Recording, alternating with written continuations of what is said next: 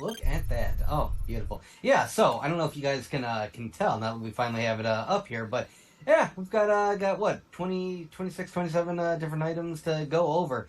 And gentlemen, I guarantee some of these you either forgot about like me or you just didn't even know that they existed. But there are a couple of things that kind of fall within our purview that they technically count as nerdy things that we may or may not watch. Some of these items are probably things that we've never really talked about. We've never given a platform on our channel before, but doesn't mean that we can't bring them up, mention them, and figure out where exactly they would fall within our tier list.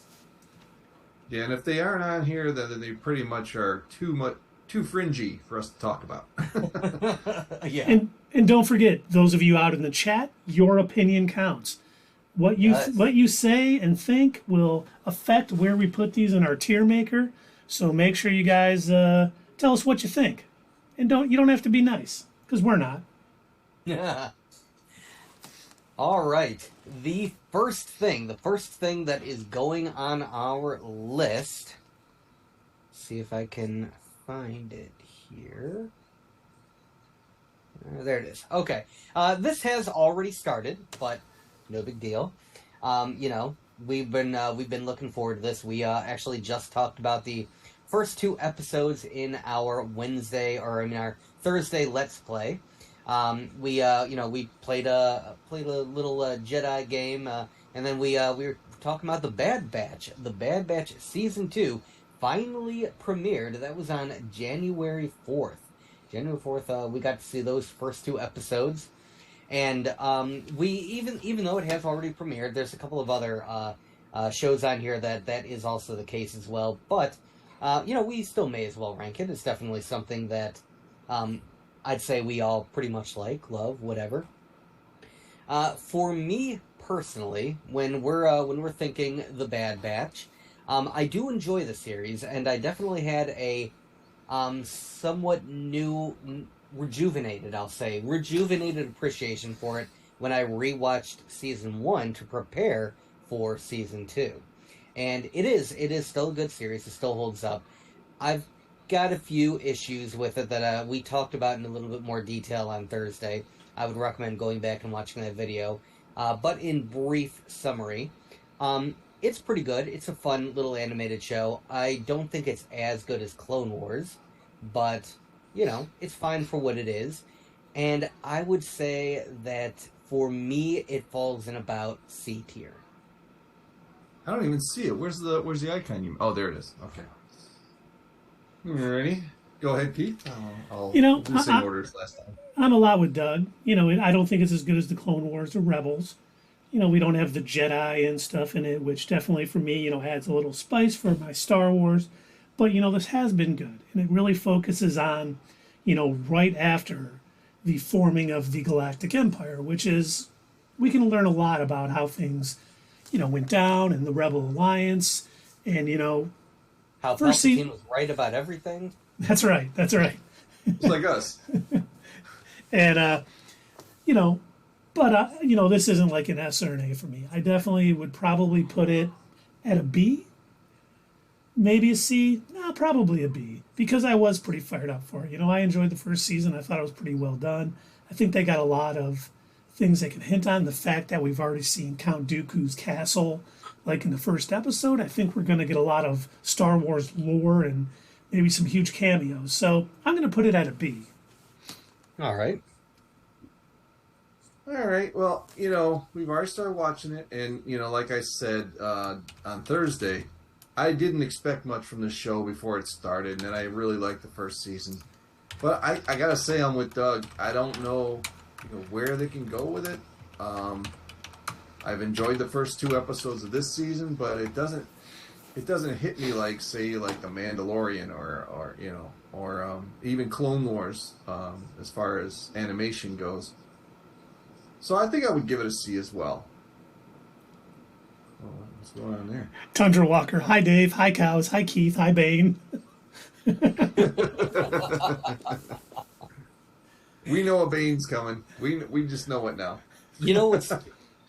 not to harp on this too much, but I found out that I'm not alone in my thought when it comes to Bad Batch, with the fact that they keep continuously, for some weird reason, using stun bolts on their blasters. Uh, well, except for Wrecker, but I mean, but And Omega. uh, and Omega, right? Yeah, and I thought that I'm like, I don't get it. It's so weird, and I ended up doing a Google search.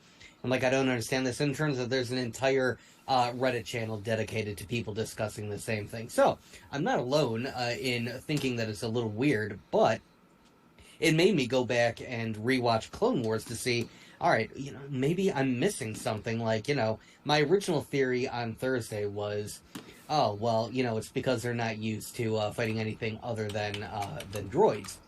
I was wrong. I'll admit it. I was totally wrong. I forgot there were several episodes where they were fighting Umbran soldiers. I want to say it was like season 4 of the Clone Wars. And it was those guys on that planet where General Krell, who ended up turning against the Jedi, he was basically leading them to slaughter, and he was having the clones fight each other. But before that, they were fighting just regular dudes. And I was like, okay, well, shoot, that throws that theory out the window. So, I don't know. I still don't know. I don't know if this is Disney sanitization or what the deal is with it, but, other than that one little nitpick, it is a pretty decent show. And so far, we've got, 2 C's and a B, and what does our chat think? Don't eat me cows, Tundra Walker. What is your anticipation level for the Bad Batch? And as far honestly, as the stun thing go, I thought personally that they just didn't want to hurt any other clones, so that's why they had the stun on. I thought that was the case too, but they also fought against other stormtroopers, just regular recruit stormtroopers, in a couple of episodes in the first season. I hope they they were explain stunning why them they're too. doing it in a future episode. I hope they don't just gloss it over, because it would be kind of nice to hear them. Yeah, we don't want to hurt other clones. They're our brothers. Yada yada yada. And especially if they think they're under control of the chip and not actually, their own thoughts. If it were clones, I would get that. That would make sense. But again, like I Chip. said, they're also stunning just regular stormtroopers that are not clones. But do they know that those regular stormtroopers Yep. are not clones? Yep. Oh, they did on Helmet one. Well, they didn't got different helmets. Yeah. Oh, and Don't Eat Me Cows says D. Jeez. All right. Well, looks like we got a C. We got a B, 2 C's, and a D. Mm-hmm. And Tundra Walker is probably watching the game, so I don't think we'll hear from him. If there's anyone else in the chat, let us know what your anticipation level for the Bad Batch is. Otherwise, we can move on to whatever's next. Yeah, where's Carrie? What the hell, man? Oh, I don't know. That is strange. All right, let's see. So, unfortunately, the list that I've got for these, because there's so many, it's not compiled as nice as it was for the movies. So it's taking me a little bit longer to skim through some of this stuff. But the next item on our list, this kind of falls in the category of things that I don't even know if you gentlemen were aware existed. I know it certainly was not on my radar at all. But it sounds like a really good show. And they are getting ready to launch season 2 sometime here in January. I can't find the exact date. But I want to say it either already premiered or it's going to within the next couple of days. But it is called Vox Machina. Vox Machina. And, gentlemen, I am suggesting that we actually check this out. Whether that means going back and watching, season 1 as well, or just, kind of checking out season 2. But this is a series that is it's basically an animated story of the Dungeons and Dragons playthrough from that show Critical Role. And it's voiced by all the same people who are playing that D&D campaign of Critical Role. So they're, voicing their characters that they came up for that game. And I was watching a couple of clips of it, and it's hilarious. It is so funny. It sounds like, in all honesty, I think this animated series is probably going to be better than the D&D movie. Well, that probably won't be hard to do. Hey now, hey. But I said probably. with that, because again, this sounds hilarious, and now I'm pretty hyped to check it out. I definitely want to go back and start watching season one and learn a bit more about these characters. But I'm pretty hyped for this, and I definitely want to check it out. So I'm gonna put this in my B tier. For me personally, this will be B tier. Because I'm probably not as hyped as I am for some of the other series that are going to be coming out, but I'm definitely very interested, and I do want to check this out. I haven't heard anything about this show until just now. I kind of figured that would be the case. But with what I heard, I'm now pretty excited about it. Because one, I've enjoyed Critical Role. I've seen some of their, episodes. I think I love Dungeons and Dragons. So actually, I'm going to plan on trying to get the first season watched before this comes out, and then get ready for two. So I'm going to put it probably at a C. I haven't seen any clips yet, but it went from an F to a C just by Doug's telling me what it is. So I'm going to go C. It's going to be on Prime, by the way, or it is on Prime. Prime, okay. Perfect. Yeah, where do we rank NAs? Because I haven't had time to think about it, and I never heard of it before a minute ago. So I'm not going to give it an F, which is my first instinct was to give it an F because I don't know anything about it. But an NA seems more appropriate. Where would we put an NA on the S to F scale? I think we just don't take your vote into account. Okay, I'm fine with that. I've never heard of it, and I don't even know if I'm interested. It'll become Dave's new favorite show. The way that I heard about it was actually one of those. Oh my God, what are they called? The not real trailer. It's think of that. I'm trying to remember the name of the YouTube channel. Honest Trailers. Honest Trailers. Yes, they did an honest trailer of Vox Machina, season 1, and I'm watching. I'm like, oh my God, this sounds hilarious. And he's like, dive into a world where everybody has a dark, tragic backstory. And then the one guy's like, yes, I'm a thief with a dark and tragic backstory. Please give me your wallet. I'm like, okay, I gotta watch this. This sounds great. So does anybody in the chat have any thoughts on this? Silence. It's okay. It's not a frontline show, it could come out of nowhere and grab you. You never know. Well, that's just it. There's a couple of these things that, like I said, I hadn't even heard of them. It really wasn't even on my radar until, I was putting together this list and I saw it. I'm like, wait, season 2? I'm like, what? And so I'm Googling it. I find that YouTube video and I was like, oh, that sounds hilarious. Okay. And it's definitely nerdy enough.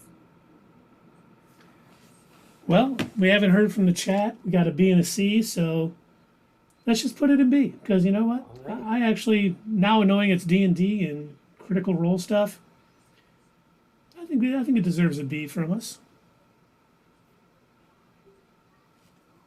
I don't know. I think that's being generous for a song or a show you didn't know about until a few minutes ago. But yeah, but I can be. There's a couple of these. Here, okay, I'll give it an F, so it can go to a C. C is about as high as I would rate it for something we don't even know about. Yeah, but hearing about it, you can still be excited for it and be anticipating it. Mm-hmm. How can you anticipate it when you don't even know anything about it? I know something about it now. That there's just almost no information that we don't know much about. That's going to be the case for some of these others as well. Yeah, that's why I don't see them ranking any higher than that either. Well, they can rank it their own way. Absolutely. Oh, I'm not part of the channel anymore? Oh, we just go... Well, no, okay. I'm sorry, what did you want to rank it at? You ranked it up, and we can move it to a C. I said all right. Should be the highest that you go. Perfect. All right. So, what do we have next on our list? All right. Sorry again. Honorable mention. Apparently they brought BattleBots back again. Tell you guys about that. They keep trying to bring that show back. I remember that came out in the 90s, I think. Was that when they make a little robot and they fight each other? Yeah, just make these robots fight each other. And usually it's basically the robot that always wins is the one that's able to flip the other robot on its back. And it's like as long as you build a robot that has like a little flipper thing or a little, like anything that can like knock a Like robot a over. spatula, just goes Yeah, under it yeah. and flips it. Yes, if you've got the dildo bot 2000 with a spatula on the front, you've won. All right, let's see here. Another Vikings series, Kung Fu Panda series. Why? Um, Are you going in chronological order? yes, yes. Okay. So I'm at Thursday, January 12th. They got the stuff spread out all over the place. Again, this isn't like movies where, like it's one per week, every couple of months or whatever. Let's see here. Well, I'll tell you what, rather than doing chronological order, because again, some of these yeah. All right, so I tell you what, why don't we go ahead and just take a look at what I've got on the list itself, and I'll kind of go Sure. based on rough memory of when this stuff is going to be coming out. So the next one that I'm pretty sure would be on our list is The Last of Us. The Last of Us, and this one I am definitely very hyped for. And they keep dropping little bits and pieces about like what to expect, what's going to be in it, and so far they're saying that they're keeping it very, very true to the game, and they don't really want to expand too much outside of that because that's what people who know the series know the most about, and that's what they would be familiar with. So they're not going to be expanding. They're going to be expanding on the characters a bit, filling them in a little bit more, so they're not just static video game characters, but the story itself isn't going to tread too far away from the game. And again, just as a refresher for all of you, The Last of Us is a post-apocalyptic game about some sort of like disease that gets loose that spreads via a fungus, and the fungus is actually able to latch into people's minds and kind of take them over. And it's based on a real-world mushroom that can like, or a fungus that can grow like on ants and different bugs and kind of control their mind and turn them into zombies and make them. It'll control them and make them walk to damp, shaded areas so the fungus can grow. It'll then eventually eat the bug's body and then grow further and then spread its spores to find other bugs. And so that's basically the same kind of premise in this game, is these giant, like, fungal mushrooms are able to spread from human to human, and a lot of them have grown so thick into the fungus that they become, like, part of the architecture. And as you're, like, traversing through this crumbling world, you may be walking on, like, the remains of people, like some faces now in the ground, just, like, mushrooms all over it and everything. But yeah, it's kind of like a post-apocalyptic game, like a zombie game, and the series is supposed to be pretty much same story as that. They got Pedro Pascal, who we know from The Mandalorian, that's playing the lead role, and I am really looking forward to this. I am going to put this one in A tier for me. See, I'm in full agreement with you. This show sounds fantastic. The video game has a huge following, supposedly a very great game, great writing on the game. Hopefully that transitions into the show. Once again, we've seen some trailers for it. It looks very well. The cinematography looks great. The story looks great. Pedro Pascal is definitely going to be great. He's great in almost everything he does. And even the little girl that they have, I can't remember her name. I looked at it earlier and I can't remember what it is now. She looks like she's doing a pretty good job too. So I'm pretty fired up about this. I think this is going to be good. I actually thought this was starting tonight earlier today. And I was trying to figure out when I'm going to watch it. But it's not till next Sunday. So I don't have to worry about it. But I am with Doug. I am going to put this in A. Because this is one of the shows I have been, waiting for. HBO does a good job on a lot of their shows. And I hope this is no exception. But we'll let you know after we watch the first episode in about a week. Yeah, I haven't watched. I've watched the preview, but I haven't looked up to see who's writing it or directing it or anything like that. So I don't have an opinion on that. I do like Pedro. He does a good job, but I can't get too hyped about it. I want to watch it. I'm going to watch it, but I don't. I want to temper myself down. So I'm with Don't Eat Me Cows on this one. We both say C. I'm with that because It's not like one of our regular shows that or something that we would normally follow. So I can't get too hyped about it. So I'm going to go with a C. Well, sounds like we got a B, a solid B, 2 A's and 2 C's. That's what it sounds like. We need Tundra Walker to get in here and break ties. And Yeah, I did talk to Carrie. She said that she's watching the football game, and she's very upset about it. Oh, so the Lions are losing. The Lions lost, it's tied right now. It's 0-0. But the Packers are on like the 5-yard line. But they just missed third down, so it's probably field goal time.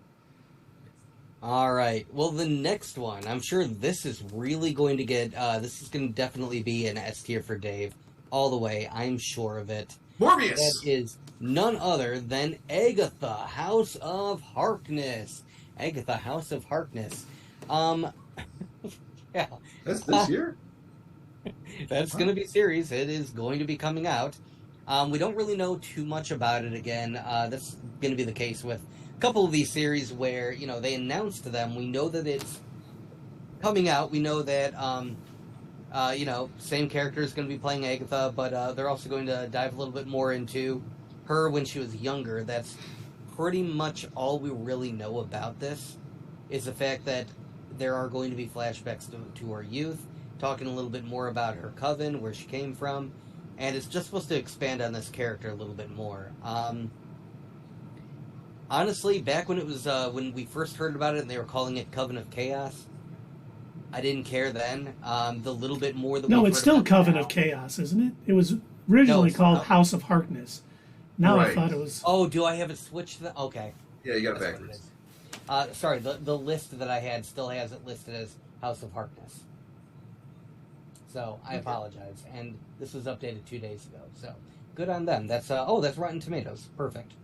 Okay. Well, anyway, back when it was announced and it was House of Harkness, I did not care, and now that it is Coven of Chaos, I'm still kind of ambivalent towards it. I don't know. I guess it'll be fine, but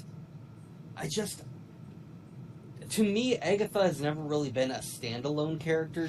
Whenever she's been in the comics, she's always been either a mentor character for Wanda, or, you know, she's worked with the X-Men, or I think there's a couple of times where she worked with Magneto, depending on, like, you know, what sort of run it was. I know there was a couple of X-Men runs where Wanda was, like, insane and she couldn't keep control of her chaos magic, and it was Agatha that had to kind of, like, calm her down and teach her methods to sort of control it and keep it tempered. Would you say it was Agatha all along? It was.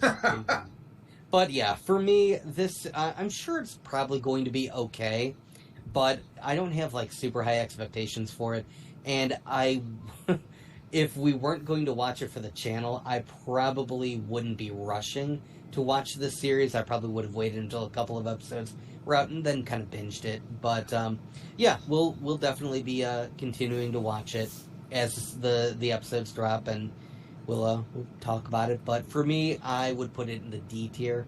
Again, it's to me, I'm not really looking forward to do it that much, but I don't think it's going to be terrible. So it's not really F for me. It's just I don't care. Don't Eat Me Cows agrees with you. So we got 2 Ds. Now, the one thing that we do know about this series is that Aubrey Plaza is going to be in it. And she is absolutely amazing. She's hilarious. She was rumored to play Morgan Le Fay. So possibly the villain of the series going up against Agatha or something going on. You know, in Agatha, Doug is absolutely right. She's more of a side character. You know, she's been with Wanda in the Avengers, the West Coast Avengers, the X-Men. She was Franklin Richards' nanny for a little bit in the comics, but she's never really been on her own doing her own thing. So it really makes me wonder how much of this show is just because that song was so popular instead of it really being worth her own show. It makes me wonder. And I'm probably not going to be as harsh as a D, though I could be. But I think I'll go C, only because Aubrey Plaza's in it, and I'm hoping they kind of give us some you know, good history on the character and on the MCU. So I'll say C. I'll be nice. Silver Linings Keith gives it a C. Yeah. Yeah. This might be worthy of not a series, but maybe just a special presentation. You know what I mean? Like they're talking about. Um, yeah, it was a catchy song. I'm looking more forward to this than anything we've said so. No, not Last of Us, but the other two. But at the same time, I can't give it any higher than a D because I don't think it's going to be like over the course of an entire, what was it, 6 or 8 episodes? Who knows? Anybody? They have not said yet. They have not said. Nope. I mean, if it's more than one episode, it's probably going to seem like it's got some filler. So that's why I'm not anticipating it as much. So I'm going to go with the consensus with a D. All right. I will say though, I would rather them base the show off Agatha all along than I can do this all day from the Hawkeye series. So at least they got that right. But the fact that they're making a series at all based on a song is, choices were made, huh? Well, this is when Chapek was in charge, not Iger. So maybe Iger comes in and says, "Hey, that's a special presentation, guys." My buddy Feige just goes, "You're right." All right, so kind of fits in D tier then. Yeah. All 3 right. Ds and a C. All right, so that brings us to our next item on the list, and that is What If Season 2? What If Season 2? And I remember when we were doing our Phase 4 ranking, I want to say Keith rated this kind of low on his list. He wasn't a huge fan of Season 1. I actually enjoyed it. I always am amused by the idea of what if this had happened or what if this had changed. And I've definitely watched my fair share of, like alternate history videos and stuff. And when you start diving into the what if stories of some of my favorite characters, to me, I find that very interesting, and I do like what they were able to put together. And what I thought was going to be a bunch of separate episodes that wouldn't have any sort of connection, they'd all be standalone. I was surprised to find out that our narrator, the Watcher, was actually the one who was jumping from, universe to universe. And that it all tied together in the end when he was pulling these people together to sort of make a proxy Avengers / Guardians of the Timeline, what have you kind of thing, in order to fight this ultimate threat. And I would love to see more of that, just to kind of see where it goes. For me, I would say that Season 2 of What If, I feel like I could easily put that in B tier. See, I was not. I like the animation, and I kind of like the stories. And, I definitely liked the animation from the first season. I thought a lot of the stories were kind of vanilla, kind of raced through. I thought they could have spent more time, maybe a little bit on each one. And I'm worried that Season 2 is going to be almost the exact same. I don't think they're going to allow, more than like 40 minutes an episode or anything like that, when I think they have the stories that could be told in a little longer form. So I don't think they are going to learn from their mistakes. Now, a lot of Season 1, there was originally more episodes planned, but because of the COVID pandemic, oh my God, what's the band? Nickelback tour. Nickelback tour. There was a few less. So it may have been better with the thing, but I just can't get overly excited about this show. So I'm going to put it as a D. All right. Yeah, I didn't really care for the first season. I mean, we did get Funky Strange out of it. But overall, I don't know how much more I can expand on it because it's just every episode is different. There's a underlying plot point for the entire series, but I don't know what it would be. So I'm gonna go with Keith on this one. I'm gonna give it a D. Doug's got a B, and Don't Eat Me Cows gave it an A. So we're all over the spectrum on this one. Yeah, we definitely are. Well, we got A, B, and 2 Ds. I think that puts it in about a C if we've got 2 Ds, right? Yes, I think so. And I don't know if they brings it up that much. So, with that, where do you think it falls in regards to Bad Batch and Vox Machina? I'm going to say right in After Bad between Batch. them. Yeah, I All agree. Wow, me and Keith agree wholeheartedly on that one. Good job, Dave. I'm glad you're finally seeing the light. High five. All right. So, next on our list, like I said, I said this in the beginning, we've got a lot of Disney Plus stuff that is going to be coming out. And the next one on our list is also going to be an MCU Disney Plus. And this is the spin-off series that we learned about coming on the heels of Hawkeye. And that is going to be Echo. That's right. The Echo series is coming out now. Where's the graphic for that? Probably should have. It's between Halfway down on Fallout top and The row. Flash. There it is. Thank you. So, Echo is an odd one. On one hand, I am looking forward to seeing more Kingpin, and I assume he would be a part of it. I am looking forward to seeing if they're going to have Daredevil take part in it at all. Um, in most of the comics that she appears in, again, a lot like Agatha, she really rarely appears, even in her own comics where it is her on the front cover. She's still like one half of the entire story. Usually, she's in a comic with Kingpin and with Daredevil and with others. It's rarely just a story that just focuses on her, and so I have to assume that Disney is probably going to do the same thing. I can't imagine that they're going to just have a series where it's just this one individual and her gang. I don't know. I'm kind of looking forward to it based on what I think it could be. But if it's not, then I don't know. I'm going to be disappointed.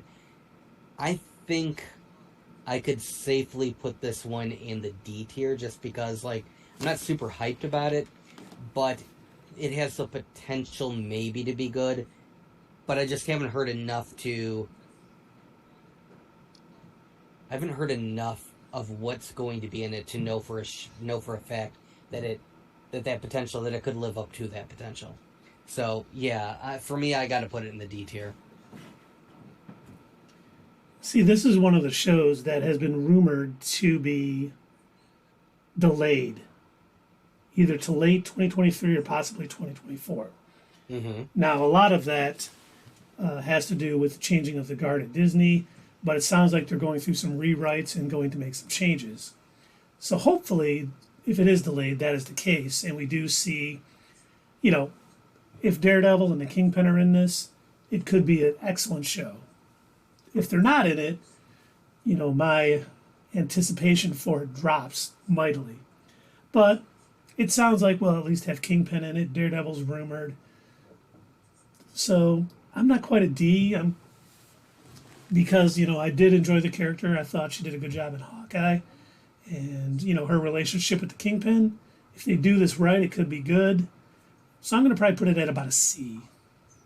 At a C. All right. I see you say. Yeah. Doug, you said D, right? Mm-hmm. Yeah, me too. Because it's just like she is a secondary character. I don't know if she deserved maybe just another one of those special presentations. I don't know if she can handle another, like if she has got 8 episodes. There's, like I said earlier, there's going to be some filler there, and this was to me is one of those shows that they, how we had those discussions in the last few weeks about, Iger steps back in and all right, we're going to go for quality over quantity from now on. It seems like they just wanted to pump out another show with another character. Not that she's not a quality character, she just might not be able to carry her own show. So I'm sticking with a D on that one. Don't eat me cows. Anything on Echo there? But so far it's 2 Ds and a C, so it could be falling in the D category. Which, wow, that's tough. Agatha or Echo? Holy, I got a bunch of. I would say I would be based on the comics that I've read, and again, Echo is usually teamed up with other characters, but based on the comics that I read with Echo, I would be more interested if they stuck close to it the way that they did with Hawkeye. I would be more interested in that than I would Agatha. Yeah, I agree with you. Honestly, if we see Kingpin and stuff, I definitely would rank it above Agatha. What do you Sorry, think? Aubrey. I agree. I concur. You can kiss her. All right. All right. Yes, absolutely. Did you say absolutely? I did.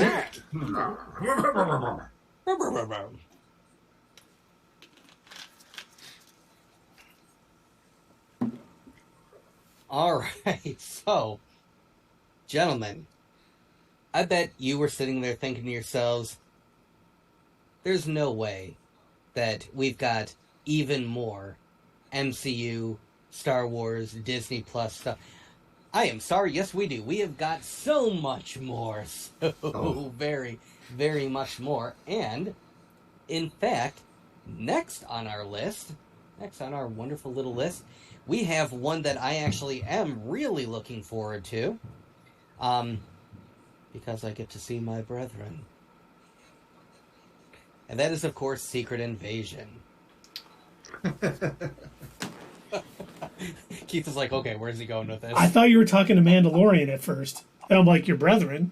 He's no Mandalorian. He's a scroll, man. He's no foundling. Secret Invasion. I am definitely really looking forward to this. I think the story is going to be good.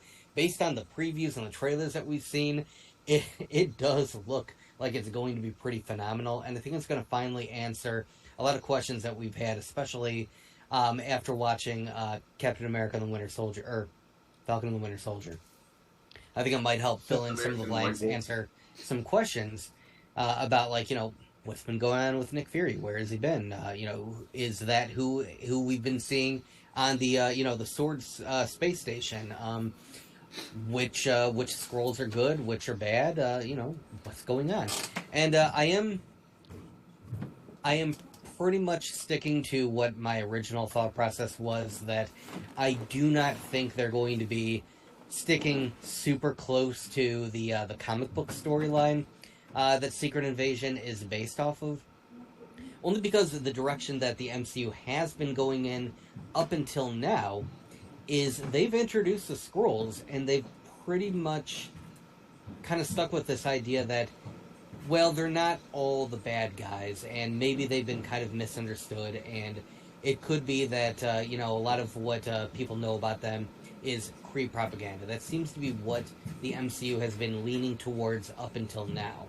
Now, based on the previews that we've seen, it does seem like there is going to be, you know, a bad sect of Skrulls that does intend on invading the Earth, and there may be a Skrull-on-Skrull fight.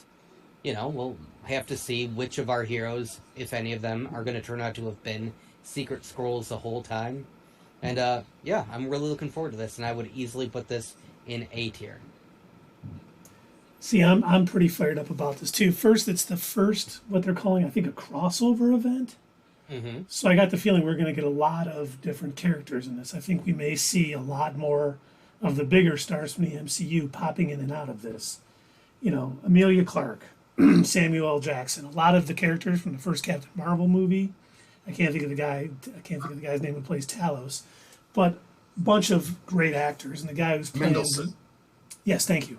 And the guy playing the villain Skrull, I can't remember his name either. But I think this is going to bring a lot into the MCU. I think we may find out, as I've theorized on before, that the reason they're coming to Earth is because Galactus has destroyed whatever planet they made their home after the, you know, earlier on. So Galactus confirmed, at least referenced in Secret Invasion. So 100% right all the time, so mark it down.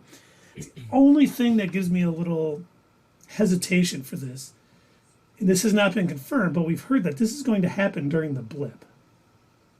Okay. So it almost makes me think like there's not going to be much consequences to this series. It's almost going to be like, well, there's some Skrulls, but we stopped them, we're all good. Instead of having, you know, oh my God, the Skrulls are invading. Who is, who's not? It almost sounds like it's either going to be one of two things. Not going to have a lot of consequences to it. They're going to stop them, and there's not going to be any major characters coming out as Skrulls, or it's only going to be, oh well, they're here, and we're going to deal with it later. We're going to keep an eye on it, and then it'll pop up later in the MCU. And neither one of those sounds too appealing to me. Or we heard wrong, and it doesn't take place during the blip, which I hope is the case. But even with that, I'm still pretty excited for the show because the trailer we got looked fantastic. And we got so many good actors in it, and I'm hoping that it lives up to that. And so I'm definitely going to stick with Doug, and I'm going to give it an A. Yeah. Man, if what you said is true, that sucks. I mean, to me, you know how we're getting tired of everybody putting Star Wars events between, before A New Hope. Oh, yeah. And it, throwing something during the blip. All right, that's Phase 4 stuff. You don't put that out now. I mean, what? That's a little misstated. But all that aside, I can't wait for this show. I think this is the best looking show they've got, that TV show that they've had so far. I mean, Sam Jackson in that preview was just amazing. Especially when, is his name Ron Mendelsohn? Ben Mendelsohn is at the table talking to the other Skrulls, and then they all turn. Oh, that just gave me goosebumps. So I'm going higher than this. I'm going for an S. Ooh, all right. Anybody in the chat, guy? Yep. Yeah, what do you all think in the chat? Don't Eat Me Cows, Tundra Walker, you back? Carrie, anybody out there? Let us know what you think. I don't know if you can tell from this image. Maybe I can zoom in on it a bit without it distorting too much. Let me see if I can do that. You might mess up what we have going on the screen, though. Never mind. But anyway, this poster that I pulled for the image is so cool because it's showing basically three people all in sort of slowly turning into Skrulls, just like a woman just sucking on soda, a full-on Skrull over here, and then Sam Jackson. But he's got some Skrully features too, so. Well, we know Talos has been, has been Nick Fury. He's been Sam Jackson too in the MCU. Even Sam Jackson, right? Is that the real the Sam same Jackson's girl? actually a Skrull. Is that the same girl from the theater at the end of WandaVision? I think so. That's why she's got a pop and a cup because they were in a theater when she was talking to her. And she did come to get Spectrum or Photon, whoever she's going to be in the MCU. So Yeah, hopefully we get an appearance from yeah. Monica Rambeau prior to her Marvels. Mm-hmm. All right, well, I don't see anything in the chat over this, so I think with an S and two A's, it kind of pops it into the A tier. Yeah. Yes, indeed. All right. Now, I know that you two are very disappointed. You're probably thinking, Doug, I cannot believe you forgot one of the most important series that's going to be coming out in January. And it's fine. I expect to be fired over this. I'm sorry that I did not include Chris Angel's Magic with the Stars, but just know that I will be thinking about it as we talk about the next show that is going to be coming out also on Disney Plus, and that is, of course, Loki Season 2. Loki Season 2, that is going to be coming out, I believe it's slated for February or March, if I'm not mistaken. Let me see here. What did it... You may be mistaken. I think it's April or May. April or May? Okay. But either way... We're going to keep it low-key. Oh, yeah, okay, sorry. They have it listed as Summer 2023 and no actual month. So, Summer 2023. But, yeah, Loki Season 2. And I am really looking forward to this. I loved Loki Season 1. It was such a good series for me because it had so many, theory moments, It felt like I was watching WandaVision again. That's how I felt about watching Loki. I'm like, oh my god, what's happening next? What's gonna go on? And, Dave really did have me convinced for a while that, anything concerning the multiverse, it's not going to be any good. And I'm just like, you know what, Dave might be right.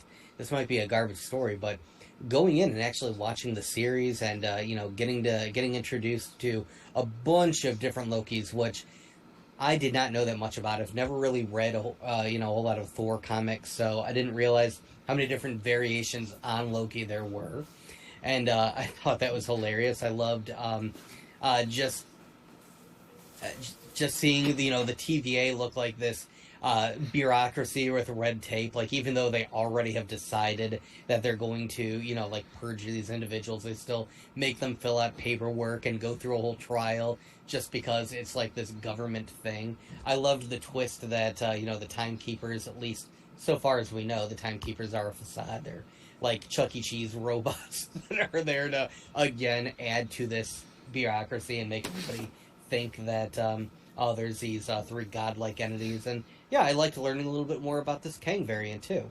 And I think this is really going to expand and help grow the MCU, and I can't wait to see what's going to come of it in season 2. So this one I think is also going to be A tier for me, but I think I'm looking forward to Secret Invasion a little bit more than this.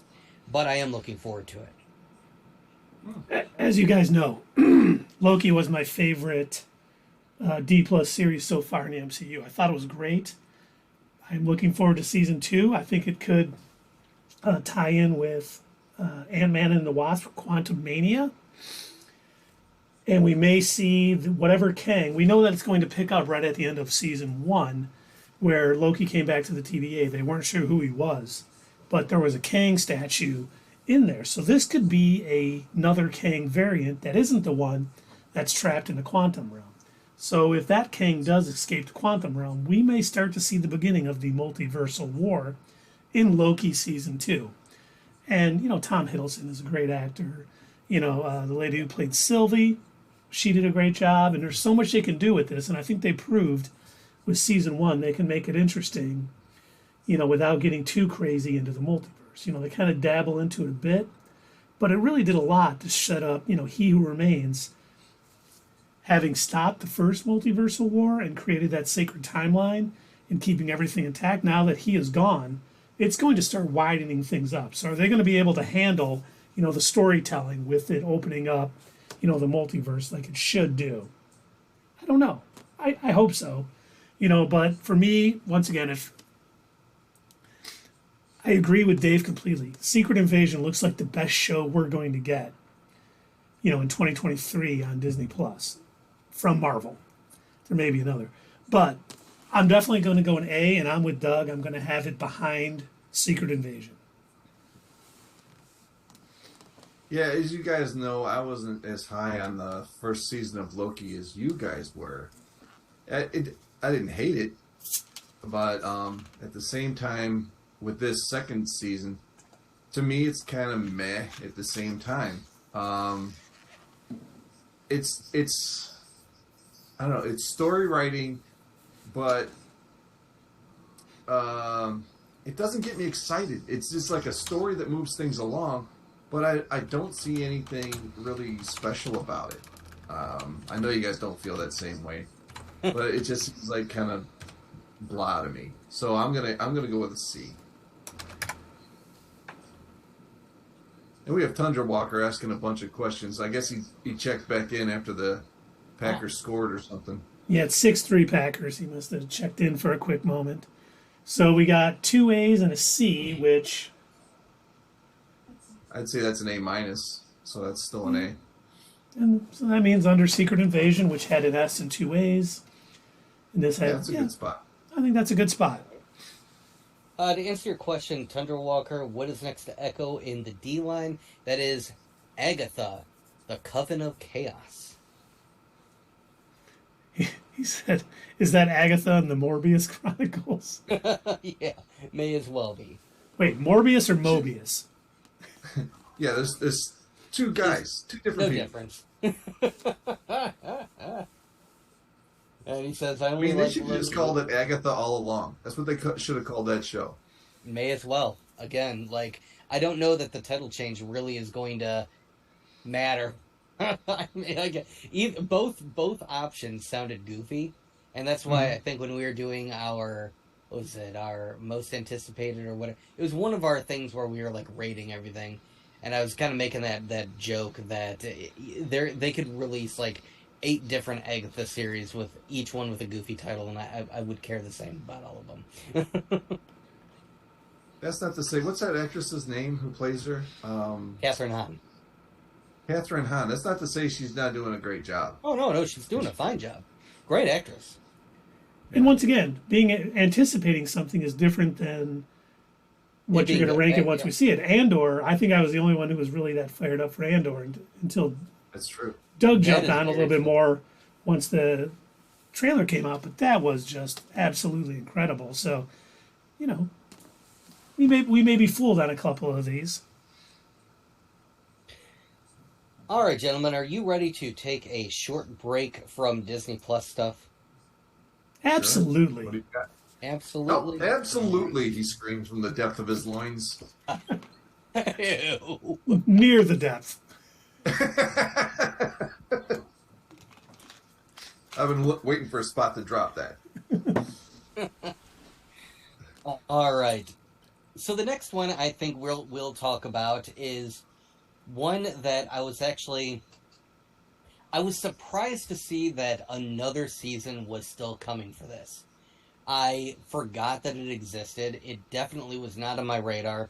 I don't think we really ever talk about this, but here's a little fun fact for all of you, people who have been following us for a while.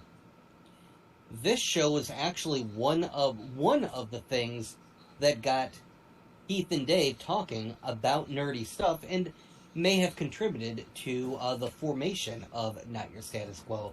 And that is none other than The Flash. Well, actually, they may have been talking about Arrow, but, kind of within the same realm of things. Yeah, Flash Season 9, and I believe this is supposed to be the final season. It is the final season. God. The Flash Season 9, this is the one without the criminal playing the Flash. That is going to be coming out.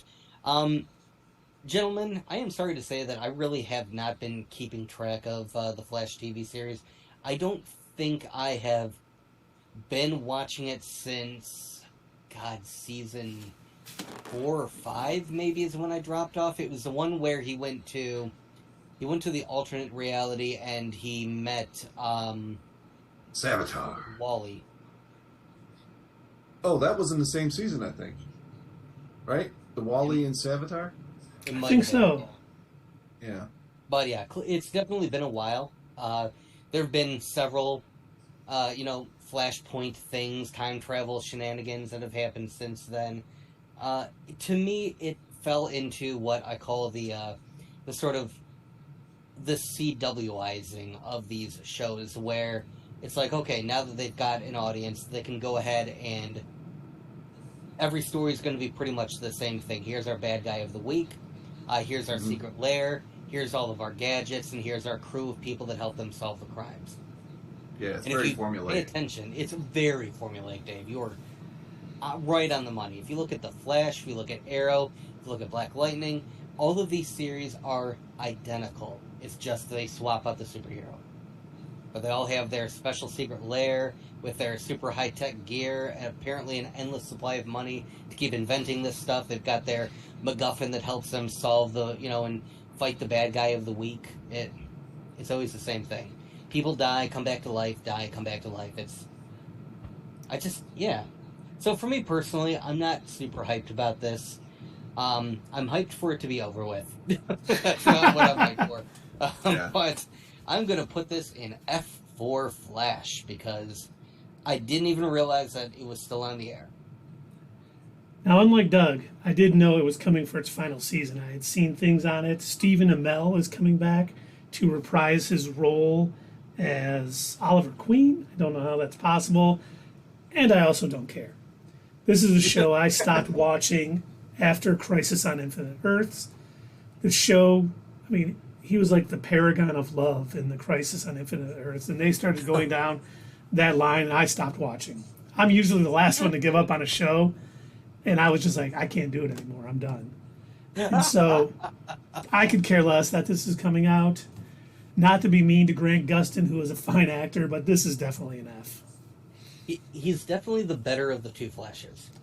Absolutely. Yeah. Yep, absolutely.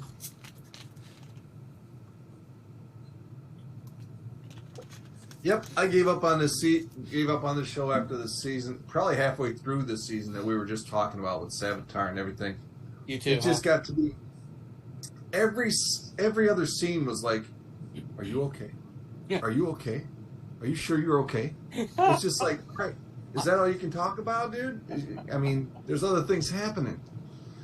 And they would always, what annoyed me about that show was like, no matter how big they tried to make whatever crisis they were dealing with on that episode, they always dropped back into like, all right, this guy's going to kill everybody if I don't give it over there right now. Yeah. And then he'd stop and go, "Are you okay?" And then they'd have a stupid conversation about 10 minutes. Like, dude, this guy's going to blow up the earth. You got to get over there.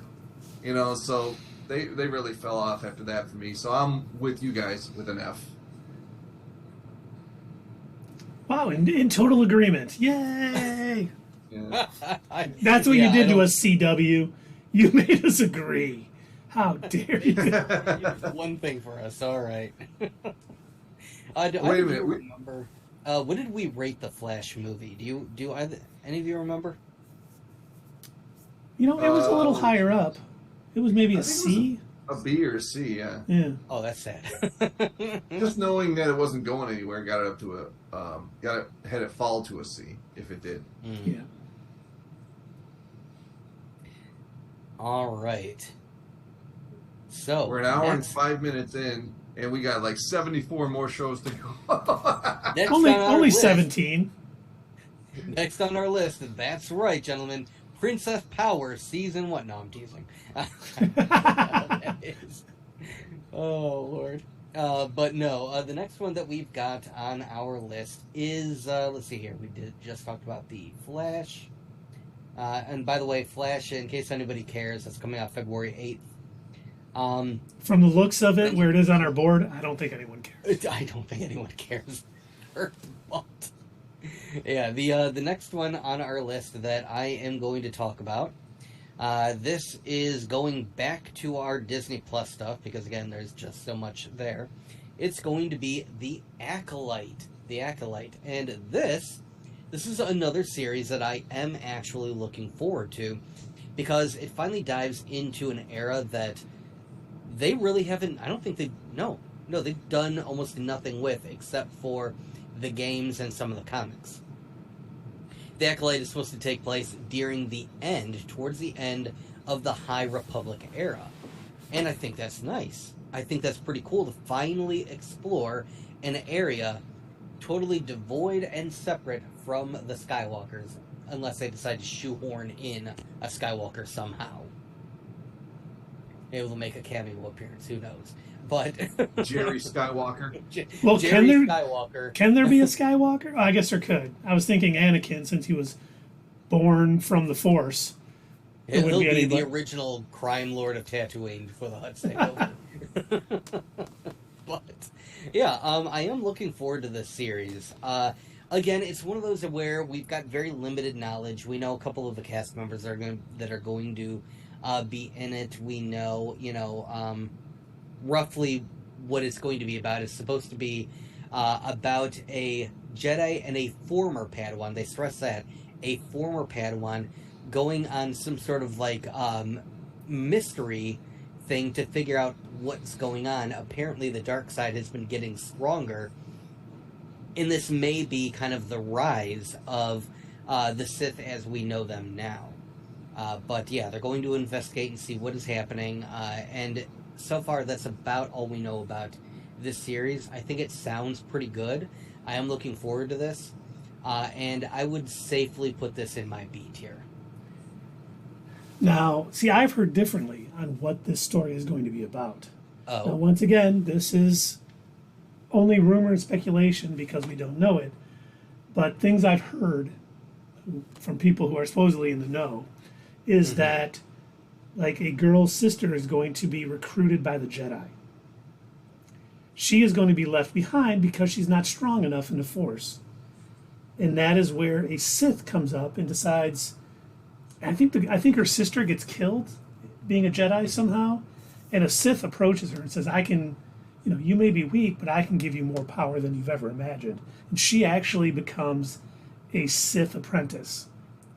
And it is prior to the Rule of Two, so we may see more Sith, but it's basically her wanting revenge against the Jedi for what happened to her sister. And that, to me, sounds extremely interesting. So everything I heard sounds pretty good. At the end of the High Republic, we've had comics and books in that era, but nothing, live TV, no animation. It sounds like the story sounds pretty good. Now, once again, I'm not going to discount you. We could be, it could be the same thing. It could be that you're hearing one half of the story and I've just been reading about the other half. But yeah, I could totally imagine that it is probably going to having a name like the Acolyte, seeing that it's very Sith-centric, focused on the dark side. Yeah, that is probably a very strong part of it. The fact that, this is going to be happening where somebody is going to want to get revenge on the Jedi and they're going to be lured to the dark side. And that does sound really cool. and I don't think we've ever had really a Sith-led show, so that could be very interesting. So, I'm probably more excited than, Dave and Doug about this. I'm definitely going A for this. Once again, we haven't seen any footage, but from all that I'm hearing, it sounds pretty good. So I'm going A. You're definitely more excited than I am. Mm. I have very low expectations for this show, and in that way, it might surprise me. But I have looked into the showrunner and her past products, and I'm not impressed at all. So, the story. And didn't she do just, Russian Doll and? Yeah. She did. She did a Good movie series, called by the way. Bachelorette. She did a movie called Sleeping with Other People, Russian Doll. She did About Last Night, and Queer for Fear. Those are the names of her films. Wait a minute, there's one more, but that I know we all know, and it's right. It's Cloverfield. Oh. So the only one I liked the first season of Russian Doll. That was pretty cool, but the second season was just like, okay, I don't know. If you've watched it, they just keep repeating the same thing over and over. It's kind of boring. And if I have to base this work on that, even with the compelling story that Keith and Doug just described, I still don't think she can handle it right. And unless she nails it out of the park, I don't see, anything to be excited about. So I'm giving it an F. Whoa, an F. All right. Yeah. Let's see. Keith gave it an S. I gave it an A. No, I gave it an A. You gave it a B. Oh, you gave it an A? Okay, so that's 2 A's and an F. Ooh, what does that drop it down to? I thought you gave it a B, Doug. Yeah, No, you I already gave- put it in the Oh, did I category give it of a a B? B. Oh, I gave it a B. You gave it an A. Oh, wow. All right. So what does that drop it down to? Like a C or a D? Yeah, C minus D plus. Yeah, probably C. And has C the chat above said the anything Vox about it? Machina. C, and I would What's go top of the C ranks. Top of the C ranks. And Dave, where did you say? You said I between said What If above and Vox Machina. Oh, what was it? I can't see what's there. What If, What's- Vox Machina, and the Bad Batch, What If, Vox Machina, and Acolyte. Okay, I put it in front of Vox Machina myself. Okay. All right.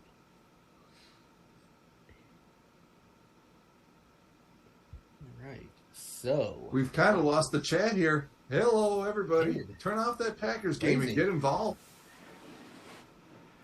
We Yeah, all know the hopefully- Packers are going to win. Well, let's hope so, but we don't know for sure. That's okay. People will be watching on YouTube. You're watching on YouTube. Put in the comments down below. Let us know if Yeah. we're getting this right or wrong. Subscribe while you're there. Like the video. Do all the stuff. We would greatly appreciate it. You would be the secret invasion of our hearts if you would just do those fine things on YouTube. I don't have a heart. all right. Next on our list, this was one that we talked about, I believe, we originally talked about this in our What's Next for the Batman. We were kind of theorizing what was going to be coming after that movie, and we learned that there was going to be a spin-off or two spin-off series. One was going to be called Gotham PD, and one was going to be called The Penguin. Now, I could not find anything that stated that Gotham PD was going to be coming out this year. I don't know if it's been pushed or if it's been dropped or what the case is with that. But from what I could find, The Penguin is still slated to premiere. That one is still going to be sometime in 2023. I have not found a hard date of when that's supposed to be coming out, but that is going to be on HBO Max. With cannot think of the actor's name, reprising Colin his Farrell. role. Colin Farrell. Colin Farrell, thank you. Colin Farrell reprising his role as the Penguin. And this is supposed to be definitely a character series, pretty heavily focused on him. I think this has the potential to be pretty good. If we get to dive into the same Gotham City that we saw in the Batman movie, and we get to learn a little bit more. I did like the way that he played the Penguin. I like that he's basically, just like a gangster who's, got his whole underground drug thing with the front of a club, and it really fits. It really fit into it. And I also liked, and we had talked about this when we were talking about our review for Batman. I like the idea that he's so high up in the ranks of the criminal underground that even Batman is like, yeah, I might have to go and actually talk to this dude and like work out a deal just to find out what I need to know, because he's so intertwined with everything. And while this isn't supposed to be about Batman, it is supposed to focus on the Penguin. I really enjoyed that one series that came out on Fox called Gotham. I liked that, even though it wasn't Batman centric, like it was mostly about the villains. And I think taking that and doing it even a little bit darker, and with a higher budget, I assume it will be anyway, going to HBO, I think this does have the potential to be pretty good. I'm not like mega hyped about it, but I would be willing to put this in C tier. Yeah, the Gotham PD, which was going to be based on Gotham Knights comic, sounds like it has been canceled with the WB Discovery merger, but it is good that the Penguin is still coming out. So I'm kind of hoping that is based on the script and because of the acting and all that. I thought Colin Farrell was great in the Batman. I really enjoyed that movie. We don't know really what this is about or when it takes place. We assume it's going to take place after the movie. Maybe it's going to lead into the Batman 2, but we don't really know. But I'm still looking forward to this just based on Colin Farrell being in it and reprising that role from the Batman. So I'm going to put it at a B because I can't wait for this to come out. I hope it's sooner rather than later. I'm with Doug. I'm gonna go. I don't know how I feel about it. I know that Colin Farrell did a great job, and then when I heard about the series, yeah, it'd be kind of cool. But all these shows that, or even movies that are from the point of view of the villain, I always don't know where they can go with it. It would seem one dimensional to me. And yeah, they're there so that you can get a background on that villain and have a better understanding of them. But I never wondered, like, how does Penguin get along without Batman? What is Penguin doing when Batman ain't around? So I never wondered that. So I'm gonna give it a C because I do want to watch it. And I do think Colin Farrell and his portrayal of him in the movie The Batman was really good. And so I'm not going to give it any less than a C, but I'm not going to give it any more than a C either. So we got a B and two C's. So where would it go here? I would put it below the Acolyte. But I don't know.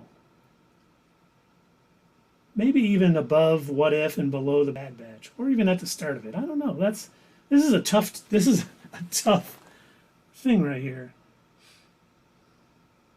But yeah, that works for me, right smack in the middle. All right. Yeah, it works for me. All right. Now, on the other end of that spectrum, one that I do not know how on earth this is still happening, how this did not get canceled.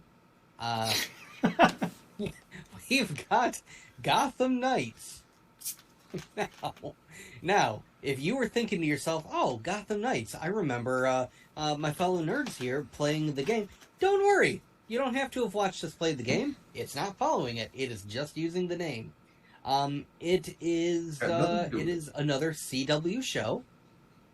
It is coming 2023. Again, I don't have a date or a month of when it's coming 2023, but for whatever reason, it is apparently still slated to premiere.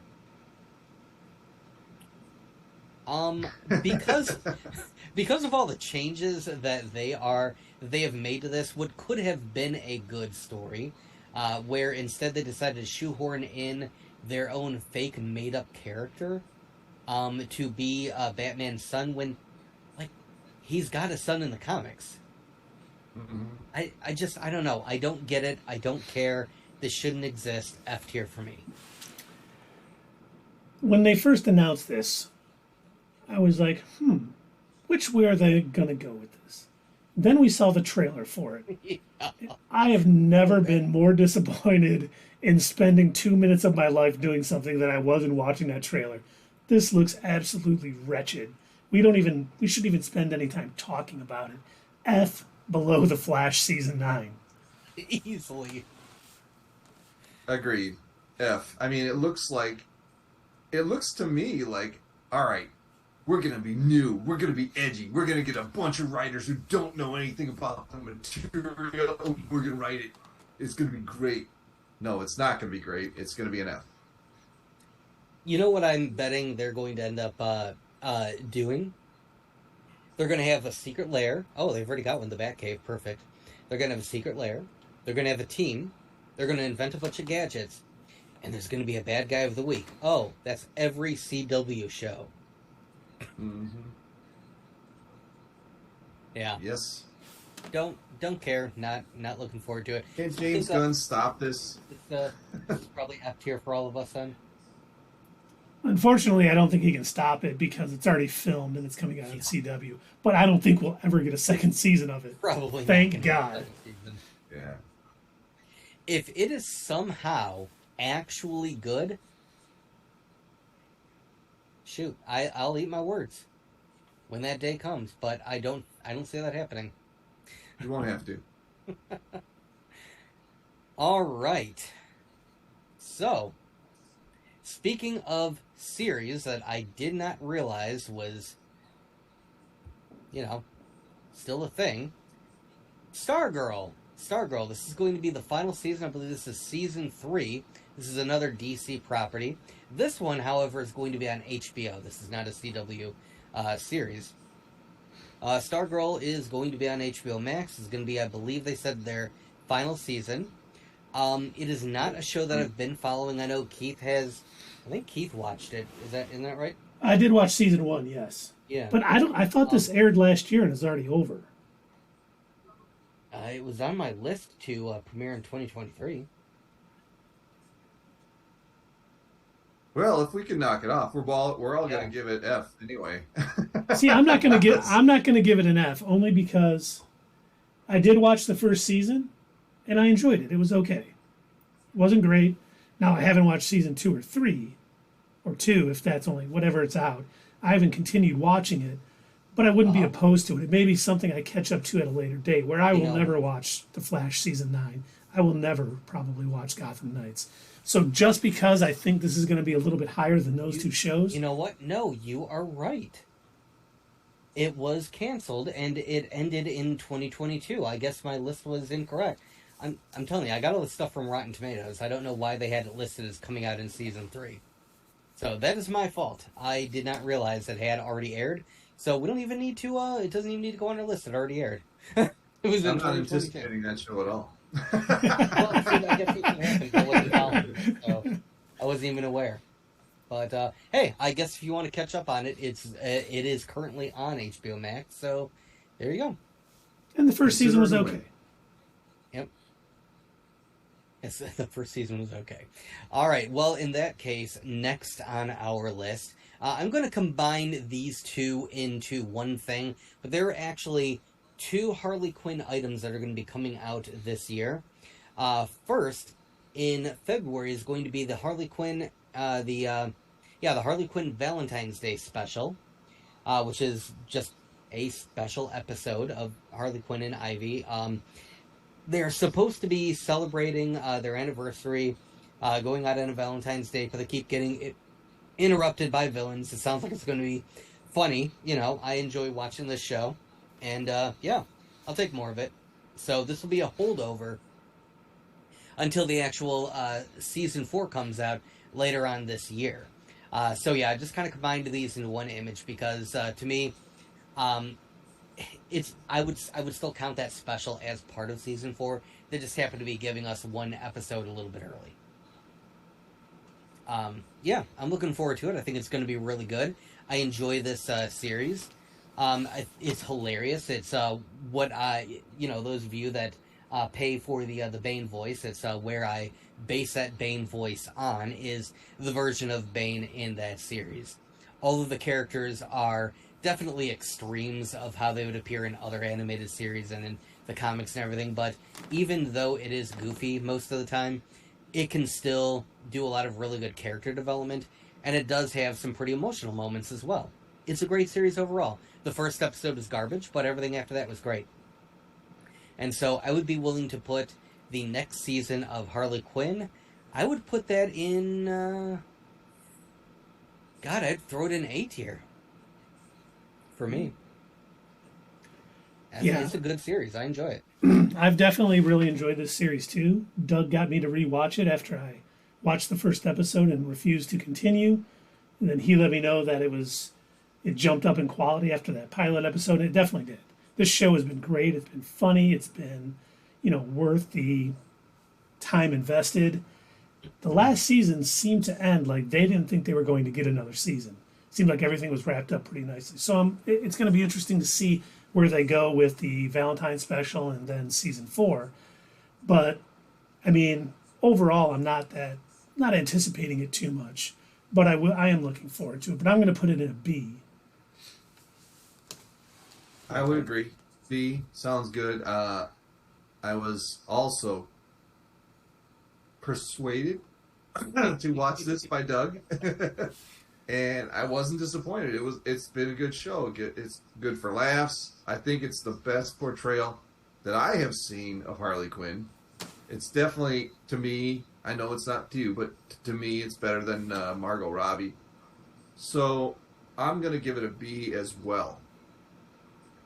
All right, I think that puts it in the B tier, probably ahead of The Last of Us. Sound about right? I would put it below The Last of Us, but if you guys both think it's above, I'm not going to argue with you on it. It's not the hill I'm going to die on. Dave? Oh, it is. I'm good right where you got it, Doug. All right. All right. So, next on our list, finally, something that I am super duper looking forward to. And it is mostly because I cannot wait to dive back into this particular, this world. This is what kind of reinvigorated me into Star Wars again. And that is, of course, Season 3 of The Mandalorian. And it's hilarious when you think about right around when Season 1 of this came out, kind of when they introduced Disney Plus, is also around the same time that The Rise of Skywalker came out. And so we had two kind of competing Star Wars properties, and one of them was better than the other, and it is not the one that you think. The fact that it was a TV series filmed using a new technology called the Volume, which is this giant sort of screen recording studio, versus a multi-million-dollar movie. Yeah. It's been incredibly good.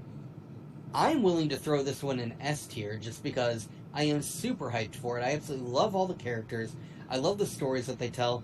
I love how they can make that sort of in-between era of, after Return of the Jedi and before the Disney sequels, how they can kind of Give us something, give us new stories to tell, show us these different characters. And I love how they are bringing live action versions of a lot of the Clone Wars characters. I really enjoy what they've done with it, and I can't wait to see more. And also, it's funny that the Mandalorian centric episodes of the Book of Boba Fett are kind of known among the Star Wars fan base as the best episodes of the Book of Boba Fett. So yeah, for me, I am super hyped for this. I'm looking forward to more Mandalorian. I'm throwing that in S tier. I couldn't agree more. It's been the best Star Wars thing. That and Andor have been just head and shoulders above everybody else. And this season, with what we learned in the Book of Boba Fett, you know, the Mandalorian took off his helmet in front of people, and so no, he's no longer Mandalore, and he's got to go back to Mandalore and bask in the springs, and it looks like that's what's going on. We're getting Bo-Katan. There's been rumors Sabine Wren, who we know is showing up in Ahsoka, is going to be in it. And I mean, they just haven't missed yet, and I don't think they're going to miss on season 3. This is probably the thing that I am most looking forward to in 2023. So I am definitely agreeing with Doug. This is definitely S tier. I concur. This show is amazing. I'm so glad it came out. I don't even care, much in the way that I don't like any of the past projects by the showrunner for the Acolyte. I have the opposite feeling about Dave Filoni, and Jon Favreau. Everything they've done collectively, and I like Jon Favreau's other movies, Cowboys versus Aliens, and other. Has he got another movie like that? I've liked everything, and they seem to know exactly what the fans want and what way they're going, because they're fans themselves, and what way they're going with the story. And the cool thing is, they're kind of piecing it together between Return of the Jedi and creating Palpatine's clone. They're kind of doing that. I don't know which way they're going to do it, but I'm sure it's going to be good. I have no reservations trusting these two. I'm sure it's going to be good whatever they decide to go with. But this is an open-ended story. They can, like we've been talking about, it's a Star Wars open-ended story because they don't operate within the framework of the main story, so they can go anywhere they want with this. So yeah, I'm giving it an S as well. It's incredible. Wow, yeah, S from all three of us. Yeah, I agree. So that means it's in the A tier? Yeah, move that down to an A. What's funny about this is the fact that Jon Favreau and Dave Filoni, they both worked on the Clone Wars. And what's funny about that is, I'm sure those of you who have watched our other Star Wars videos, you'll know that I'm not exactly, I don't go around preaching about the prequels. They're not really my favorite movies. Revenge of the Sith might be the best one out of the bunch, but to me, I never really cared for them. I thought the acting was pretty stunted. Still did. I didn't really care for the script. George Lucas is at his best, in my opinion, when he's got other people doing things for him. And so that version, the whiny version of Anakin, I didn't like.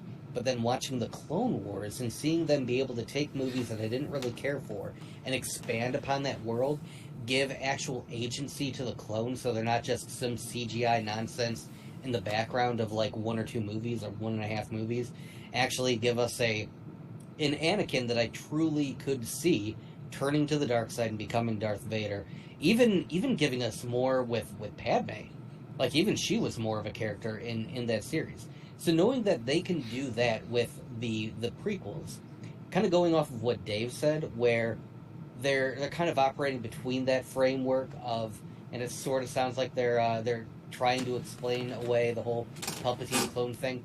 I think they could easily take elements that will eventually make, that would eventually make the way into the Disney sequels and somehow make it better. I believe they have that ability. Now the question is, if they make it better, I think we all agree, the last season of Clone Wars with the Siege of Mandalore definitely made a good movie, Revenge of the Sith, even better. Will you rewatch Rise of Skywalker if Yeah. it makes it a little better? No. I don't think I will not. either. I don't think I'll ever watch that movie again. It is the only Star Wars movie I did not buy on Blu-ray. I haven't bought any of those. I didn't. Yeah, I didn't buy any of the Disney sequels. I've rewatched. I think I've rewatched The Force Awakens on Disney Plus, but I don't think I've watched any of the others. You know, I mean, I've watched the Anything original. by Jar trilogy, Jar I've watched them. Abrams.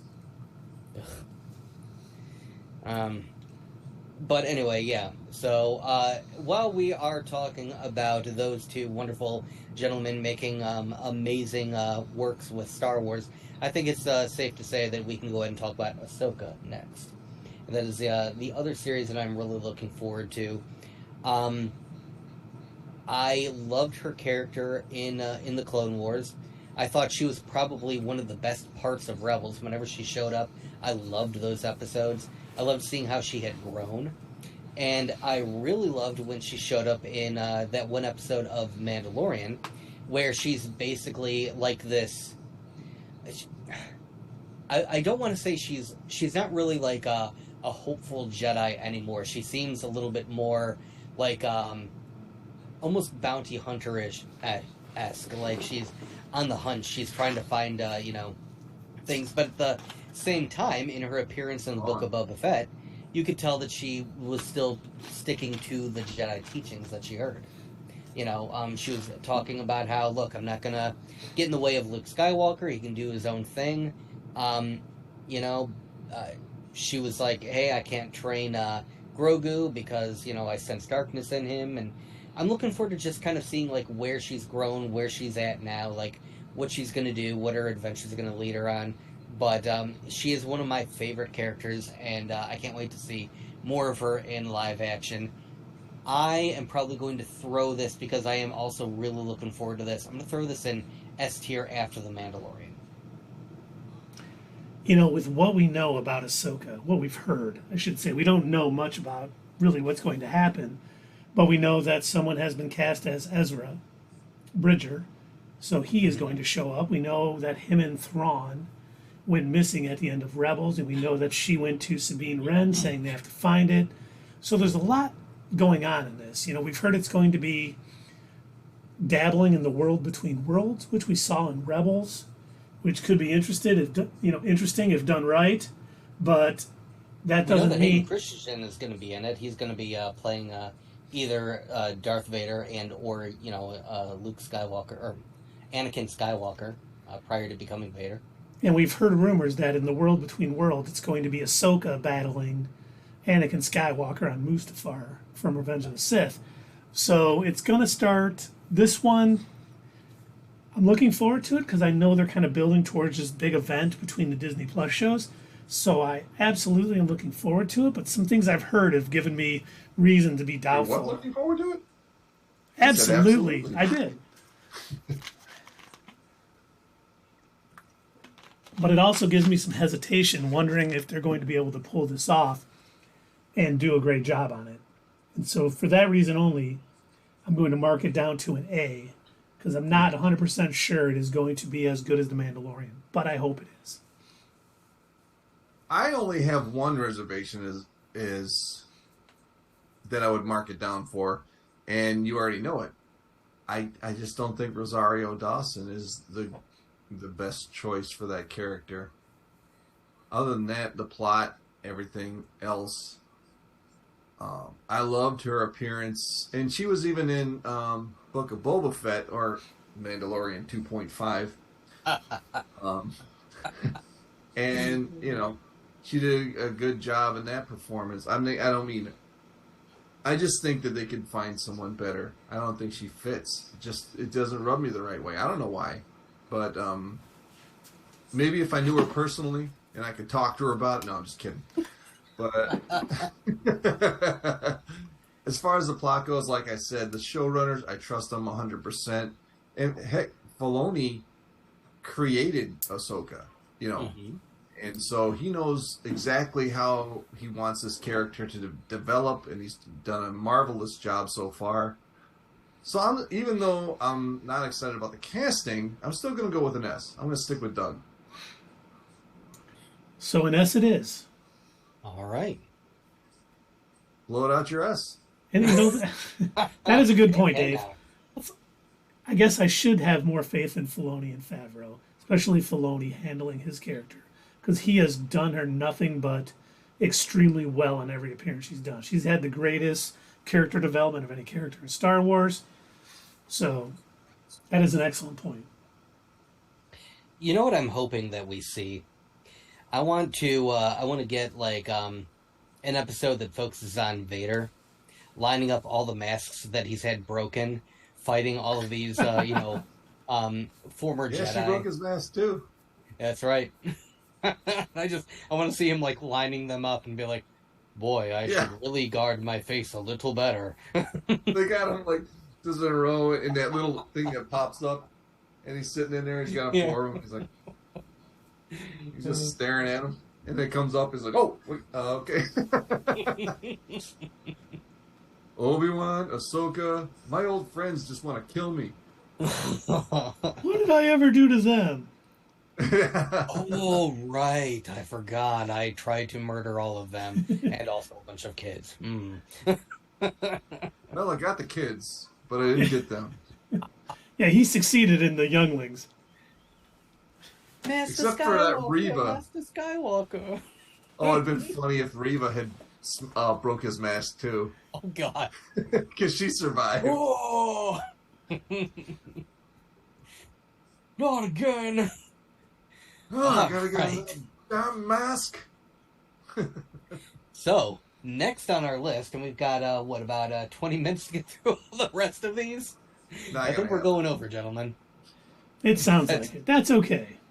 Next on our list is Armor Wars. And we finally get to, learn a little bit more about what's going on with Tony Stark's tech.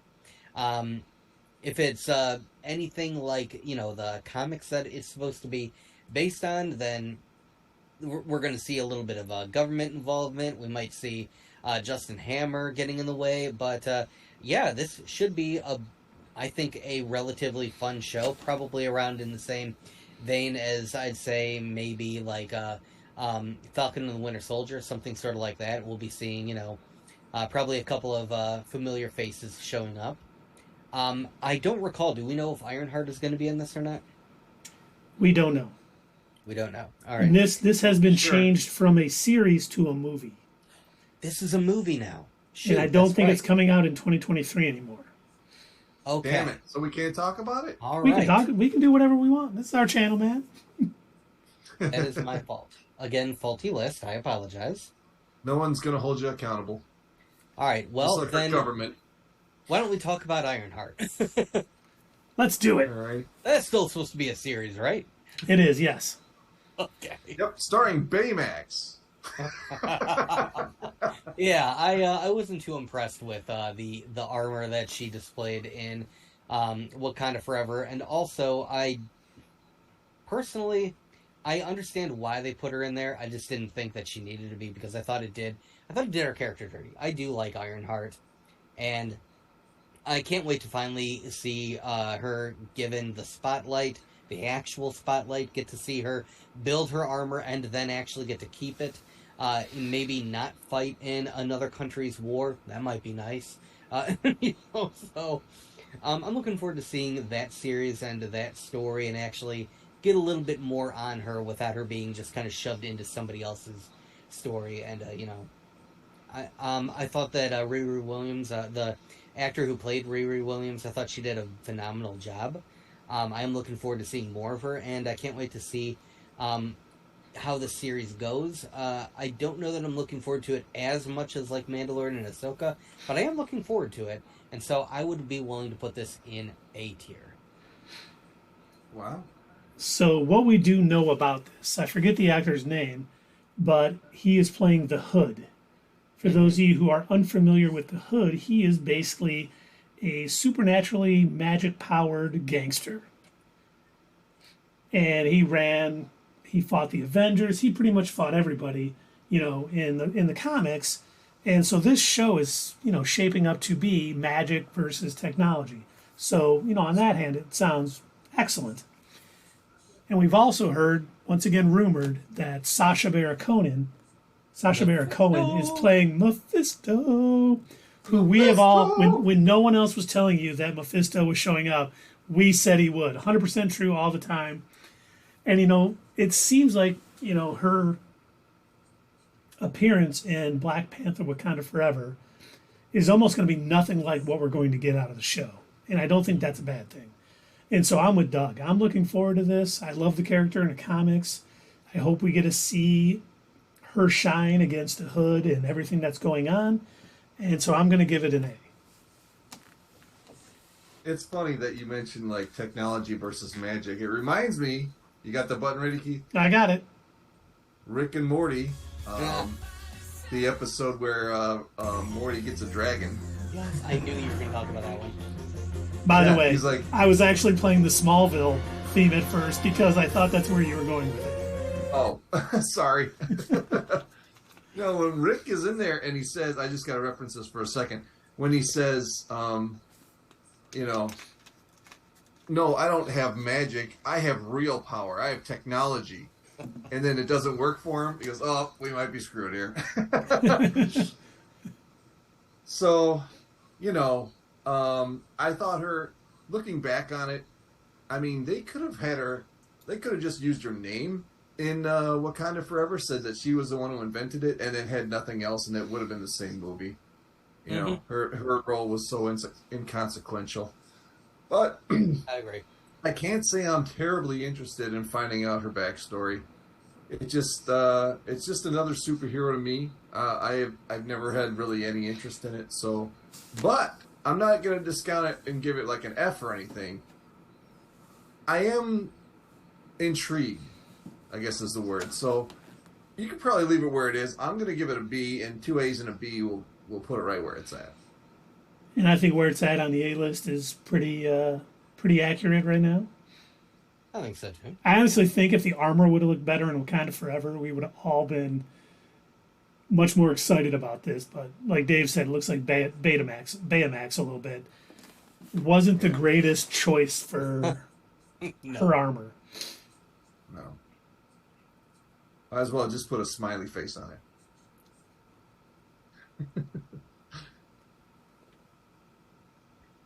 All right, so next on our list, this is another one that we have not heard a whole lot about. We know next to nothing. All we've really seen are screenshots. We haven't even seen a proper trailer, and we only know that it's coming out in 2023. I've been following the, kind of making of this and seeing the screenshots and the set leaks, and I gotta say, I am really looking forward to the series as a huge fan of the games and the world that it's based on. I think the Fallout series is going to shape up to be pretty good. From the screenshots that we've seen so far, it is almost a 1-to-1 match for how things appear in the game.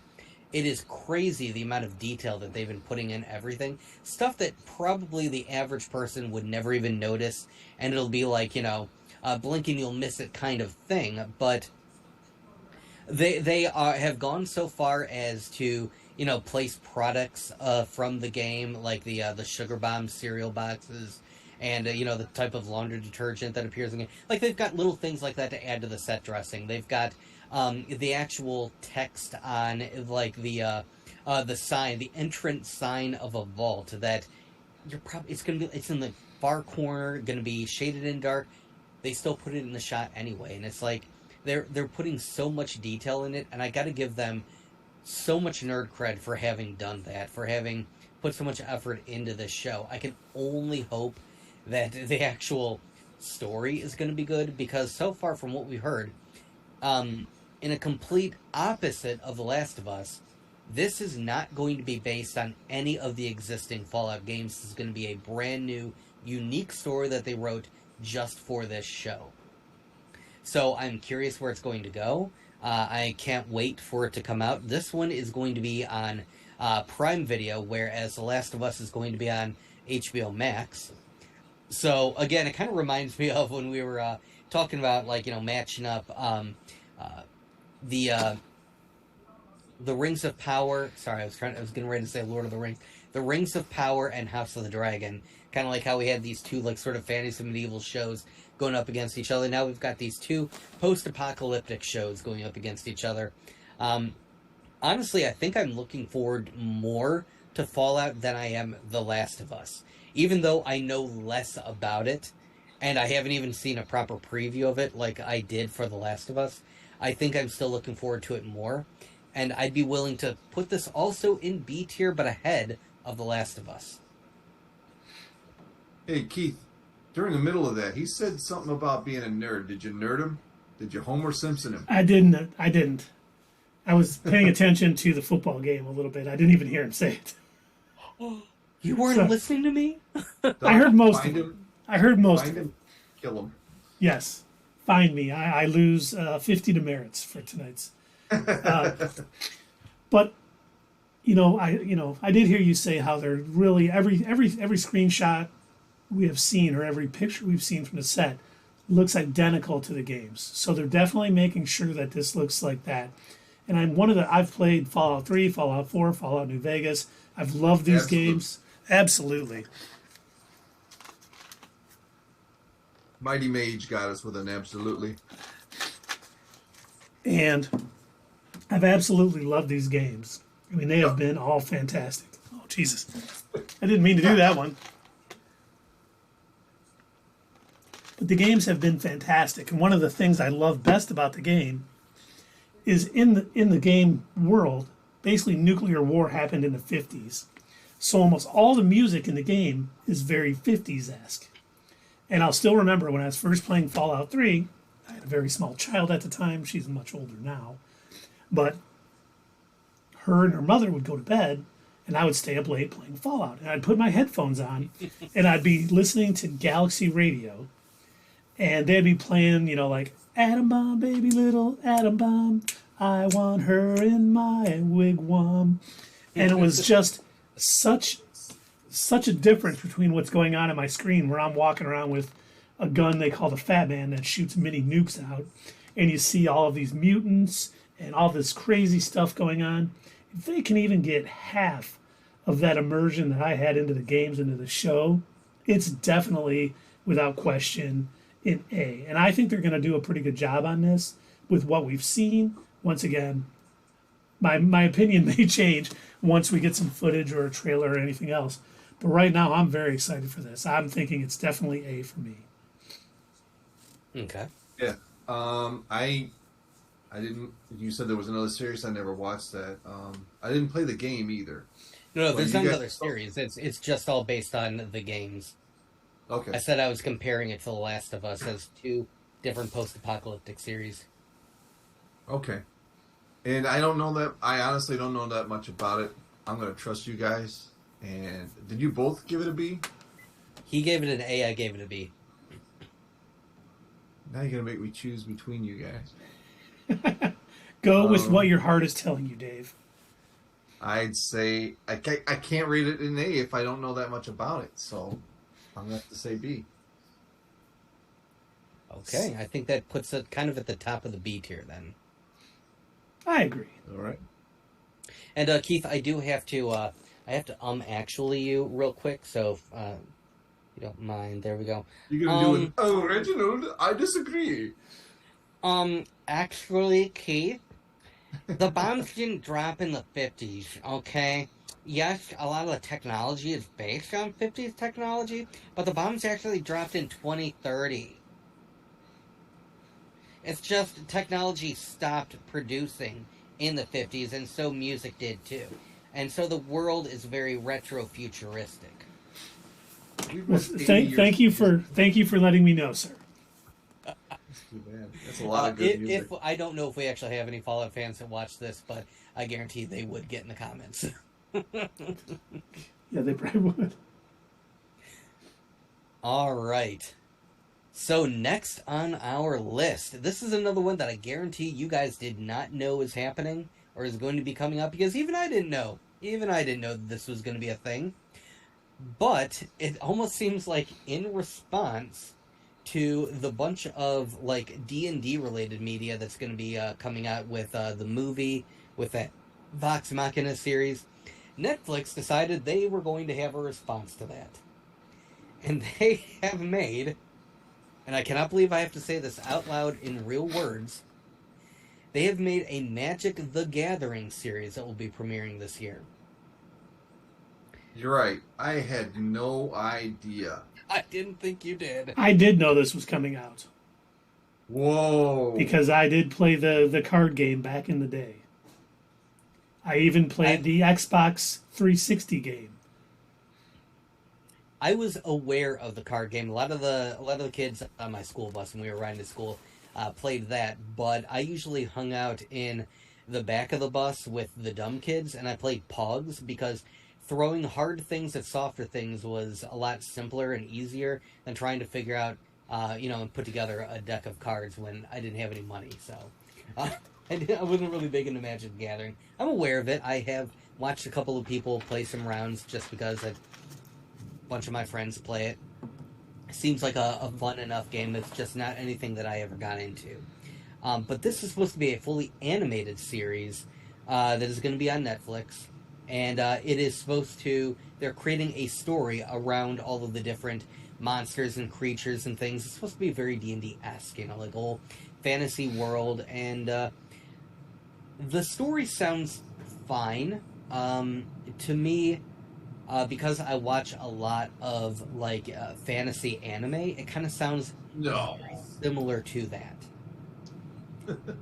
So, I don't know that I'm mega excited for this. I'll probably check it out eventually, but I don't even know that this is something that we intended on talking about. Again, Dave didn't know about this. I certainly didn't know about it until I was putting together this list. And I think Keith was the only one following it, and because he never mentioned it to us, I'm assuming we weren't even planning on originally talking about it. So we may mention it in passing if one of us does happen to watch it. We may discuss, hey, this is it good? Is it a pass? Do we rate it is it a 10 on the Doug scale or is it a 0? We'll see. We'll see what happens. But at the moment, it's just kind of I know it's gonna be a thing. So I'm going to put it in D tier, probably after Agatha, just because, I'm sure it'll be fine. I'm sure they're going to put some money into it, but I guess I just don't care that much. Hey, we don't have anything in E yet if you want to drop it there, just so we can have an honorable mention. Your OCD, just because you have OCD doesn't mean we have to put it there to have something in everything. But yeah, it's got to connect, man. It's got to connect. As a player of the card game back in college, as a player of the Xbox 360 game when it was out, I still could care less about this. I really, absolutely, when I heard it was coming out, I was like, why? Now, I could be way off base and it could be great, but honestly, I don't care that it's coming out. I may watch it if I have time, but it's not going to be... I think it's a cash grab. I do too. I really think they're just trying to get something out there because it seems like Dungeons and Dragons is becoming big or popular again. So I'm going to put it, just to help my buddy Dave out, I'm going to give it an E. All right. You got some backup. Yeah, what's funny is about 20 years ago, I was in this band. We were excellent. But at the end of band practice... it would always be all the remaining members. I never played, but they would all hang out after band practice and play Magic, the card game. And that's the only way I knew it from. And I had no idea this was coming. So I can't expand too much on it. I'm just going to go with Keith and give it an E so we can have a connection there. By the way, while we're talking about bands and playing Magic, a funny story. When I lived in Kalamazoo and was going to Western, we were friends with a band, and they were playing at a bar right by our house. And they played Magic. Oh, and Tundra Walker gives it a B. Oh, and he says Magic the Gathering books were pretty good. Interesting. But will it have anything to do with the stories in the books? Because there were a lot of Star Wars books that were pretty good. But he's allowed to rate it as he will. So now we have a B, 2 E's, and an F. Does that still keep it at an E, or does that bring it up to It a D? does. I think that brings it up to D. It could. Oh no, we got to leave it at E, man. We got to have something there. But We might end up having something there. that's true. I want to finish my story because this cracks me up every time. So, friends of ours who were in a band were playing right near our house, and we used to play Magic with them. Not during the show, but after or before. You know, now while they're playing at a bar. So they finished their gig, and they were pretty popular in Kalamazoo at the time. And we were like talking to them, and they're like, "Hey, are we coming over to your place after?" And we're like, "Absolutely." Oh,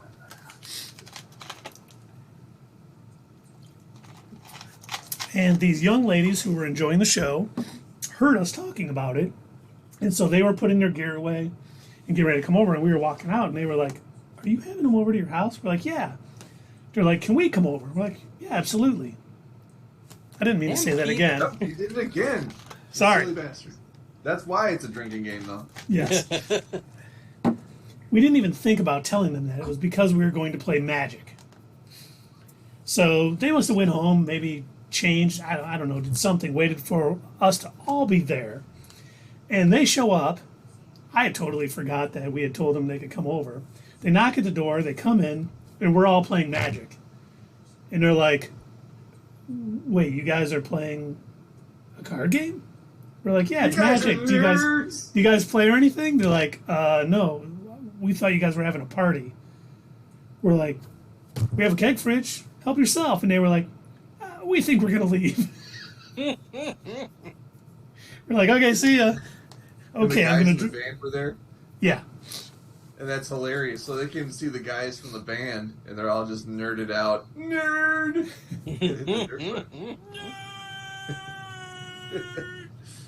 I wish I could hear that. All right, moving along. What do we got? All right, so next on our list is the Skeleton Crew, another Star Wars show that's going to be coming out.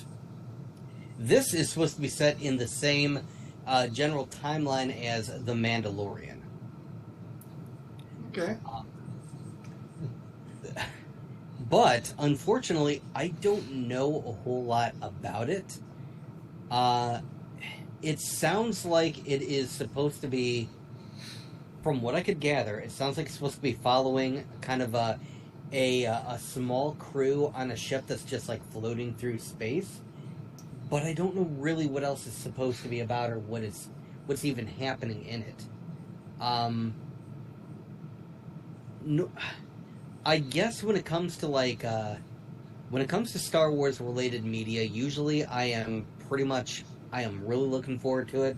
I can't wait to see it. I think the only thing that I was not immediately looking forward to was Andor up until I had seen like the final trailer, and then all of a sudden my tune changed. But so far I haven't seen anything for Skeleton Crew. I've only heard about it, referenced during, I think like either Disney Plus Day or the the D20 thing. It was one of the things where they're kind of like mentioning, and this is going to be coming out, and I haven't heard anything else about it, so I couldn't even. I looked it up for you, Yeah. and it All says it centers on a group of children lost in space. Okay. Is that it? And it's not a kids show. Now, it's rumored that this is going to take place kind of in the space beyond, not necessarily in our galaxy, but kind of past the outer rim a little bit. And it is, it's like a skeleton crew on a ship. Jude Law is like kind of the adult, and it's kind of younger kids. But the rumor is that it's going to deal with a group of Force users who are much like the witches of Dathomir, where they see the Force in a totally different way. It's not light and dark, it's just the Force. And so to me, that sounds rather interesting. Now, once again, that has not been confirmed. We don't know much about it, besides Jude Law is going to be playing like the dad on it, or the host, but The father figure. the father figure, yes, thank you. So, I mean, if that's the case, that sounds pretty interesting, and it'd be good to delve into how other people outside of this galaxy sort of see the Force and how that'll make changes to if they get back to this side of the galaxy. how things may change because of it. And John Watts is doing it, who, did the Spider-Man trilogy, which, Homecoming, Far From Home, and No Way Home I all enjoyed. So that kind of brings it up for me, knowing his past history. This was something he pitched to Favreau and Filoni. And they said, wait, are you serious? Yeah, we'll do it right now. And they really liked his idea. So with that in mind, I'm going to put it at an A, because it sounds like Favreau and Filoni are in on it. And if what we heard is true, that sounds pretty good to me. Well, all I know about it is what I just read to you guys. So the highest I can give it. See, now when you say that Favreau and Filoni are involved, that raised it for me, because I was thinking F, because I didn't care. But with those two involved, I could give it up to a C. I think that would be fair. And if I watch the first episode and it's incredible, then it's going to shoot up to an A. But I won't know until I see it. So I guess highest I could give it was a C. I guess my hype level would put it at a B. So you're right in the center. Mm-hmm. So we got an A, B, and a C. Yep. The chat care about this one? Kickoff happened, so I don't know if Tundra Walker is here anymore. All right, so where does this fit then? It's your wig Afghan, he says. Boom, boom, boom, boom. We can put it at the back of it. We know so much more about. Well, actually, not so much more about Fallout, but The Last of Us. the Fallout is at least based on a video game series we all enjoy. The Last of Us, we've seen footage of it. It looks great. And this, we know, rumor, and that's about it. Yep. So I'm fine with where at the end of the B list. All right. All right, so that brings us to our next series, and we originally were talking about this quite a while ago back at the studio. I remember this was something that we had heard about that was going to be coming, and at the time we knew next to nothing about it, and all we could do was speculate and theorize. Now we finally have some of the gaps filled in, and so we do know a little bit more about what this is supposed to be. Again, I have not seen any previews, trailers, anything like that. I don't even know if any have been made yet. But the next one on our list is Spider-Man Freshman Year. And this one was a bit controversial because Disney is claiming that this is technically a part of the MCU. However, they're also saying, but it's not in the 616 universe. It is going to follow Peter Parker Spider-Man in his early days of becoming Spider-Man. And if you take a look at the poster that I used for this image, it shows a notepad, and he's jotting down, trying to figure out what his superhero name is going to be. He's got little sketches of, his web thrower and everything. And, it's just supposed to be his freshman year of high school. He's trying to figure out, how to be Spider-Man. Apparently, the Peter Parker that they are utilizing for this animated series is supposed to be heavily influenced by the Tom Holland version of Peter Parker, but they are going to be doing a different story where he is actually going. I believe there's supposed to be a Green Goblin in this series. I believe it's supposed to have all of the normal Spider-Man villains, but other than that, I don't think we know much else about it.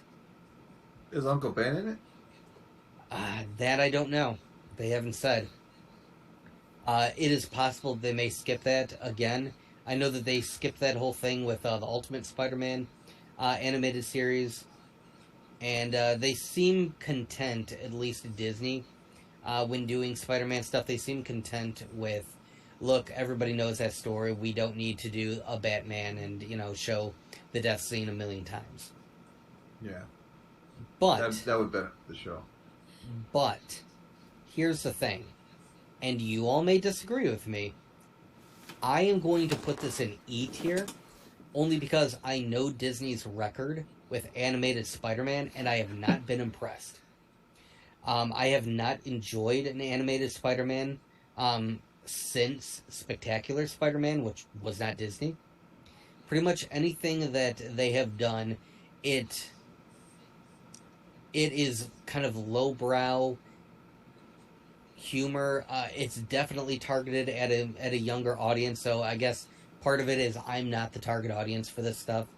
But none of it has ever come off as great. There have been, let's see, it was Ultimate Spider-Man, then they had, I think it was Disney Spider-Man, and then Spider-Man. So they've already had 3 animated series, and now this, I believe, is going to be the 4th one that they've made. And, yeah, I don't know. I personally just don't have high hopes for it. I may check out an episode here or there, but I can't imagine it's something we're going to be talking about on a regular basis. But yeah, for me, it fits into E tier. One of the things we do know about it that we heard, I can't remember where, Charlie Cox is going to be reprising his role as Daredevil, the voice of Daredevil in this. Okay. But that's about all we know. And, you know, Doug's right. It first came out, they were like, this is in the MCU. It's going to be his early days of being Spider-Man, which we know he was posting. You know, there was videos on YouTube, you know, before he got approached by Tony Stark during Civil War. Then they're like, well, it's in the MCU, but yeah, it's part of the multiverse. It's not the same Spider-Man that's, which kind of makes me think, okay, because Doug is absolutely right. The Spider-Man shows that Disney have produced, the cartoons. He's what, right? Absolutely right. Have not been quality at all. I've tried to watch them, and they're nowhere near as good as the Spectacular Spider-Man, which was phenomenal, and the Spider-Man cartoon from the 90s. Oh, wow, I took the Verners down the wrong pipe. That was weird. Excuse me. So I have to agree with Doug. Again, this is E for me. I don't think this is going to be great. I have a bad feeling that this is going to unfortunately follow in the line of all of their other animated Spider-Man series and not be worth the time invested to watch it. The only reason why I don't want to put it in F tier is because I know that it does take time to actually animate, and I feel like more effort will be put into this than in Gotham Knights, so, you know, that's the only reason why it's not an F for me. Is I think some effort will go into this. That's about it. Yeah, I just don't see like this might be just one of them cash grab shows, like you were saying, that it's not necessary. You know, we know this story. We've seen it in the movies, and I know they're going to vary it a little bit, but it's basically going to be the same thing. The thing that I liked about it was that, you know, I heard the Charlie Cox news, and obviously Tom Holland won't be on it because he's just, you know, he's too big for that. But the only thing that's got it above an F for me is the Charlie Cox thing. So I'm going with E with the both of you guys. With the both of yous. I'm actually concerned about Charlie Cox being the voice actor. The thing is, when it comes to, like, he's a phenomenal Daredevil, but I think he's really good at live action. Not every live action actor can translate to voice acting. Just like not every voice actor can translate to live action. And that's one of the main reasons why, when it came to Ahsoka, they didn't have Ashley Eckstein reprise her role. She was a voice actor for Ahsoka, but she had mentioned in interviews that she did try out for the role. They said that her height wasn't right, and that and that her acting just wasn't up to par with what they were looking for the role. So, unfortunately, it's not always a one-to-one. Just because he is excellent as the live-action Daredevil, we'll just have to wait and see if he's any good as the voice actor, too. Yeah, look at Bo-Katan, by the way, too. Yeah. From the Mandalorian. She might be one of the few where... She was, I believe, a regular screen actor before she was a voice actor, though. She was. She was in Battlestar Galactica. And yeah. Quite a few. We lost the chat again. So anybody at YouTube want to give us a different selection for that? Go ahead and put it in the comments. And hey, while you're watching us on YouTube, I know Keith already mentioned this, but hey, in case you forgot, make sure you subscribe, share this with your friends, and ring that bell. And on to the next one. Superman and Lois. Superman and Lois. I have not really been following the series. I believe the two of you said that you watched it and enjoyed it, right? No, No? not at all. Okay. So I was gonna say I know that I didn't. I watched that and maybe I need to give it another chance, but I did watch the first episode and it really didn't do anything for me. It wasn't anything special in my opinion. It was fine. But I think if I was gonna compare it to like Smallville, for instance, Play it. if I was gonna compare it to Smallville, I would say Smallville is better. I suppose it's better than the portrayal of Superman in the DCU. I guess it's got that going for it, but yeah, it's just not my favorite series. I mean, I know that it does have a following. I know that there are plenty of people that like it. It seems to have a pretty high Rotten Tomatoes score. But yeah, their next season is going to be coming out. I think it was season 3 they're on now. Yeah. So yeah. I'm not really. I'm not anticipating this.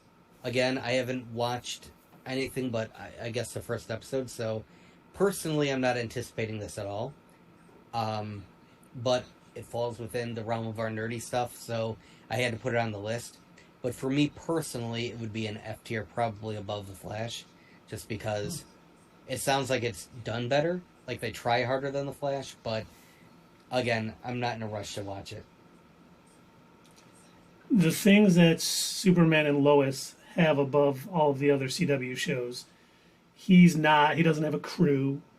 He lives in Smallville with Lois and his two boys, and they're dealing with one having powers and one not. I watched the first season, and it was good, but it wasn't good enough to make me watch season 2. I mean, I thought Tyler Hodgkin, I think is his name, was really good at Superman, and I think they got the character down pretty well. But the fact, he moved back to Smallville because, his mother passed away. It just wasn't what I wanted to see. And I'm not going to watch this, so I definitely have to go F tier. And I would agree with Doug, ahead of The Flash and certainly ahead of Gotham Knights. Yeah, I agree on all that. I mean, once you can't. For me, I mean, just look at me. I'm the world's #1 Smallville fan.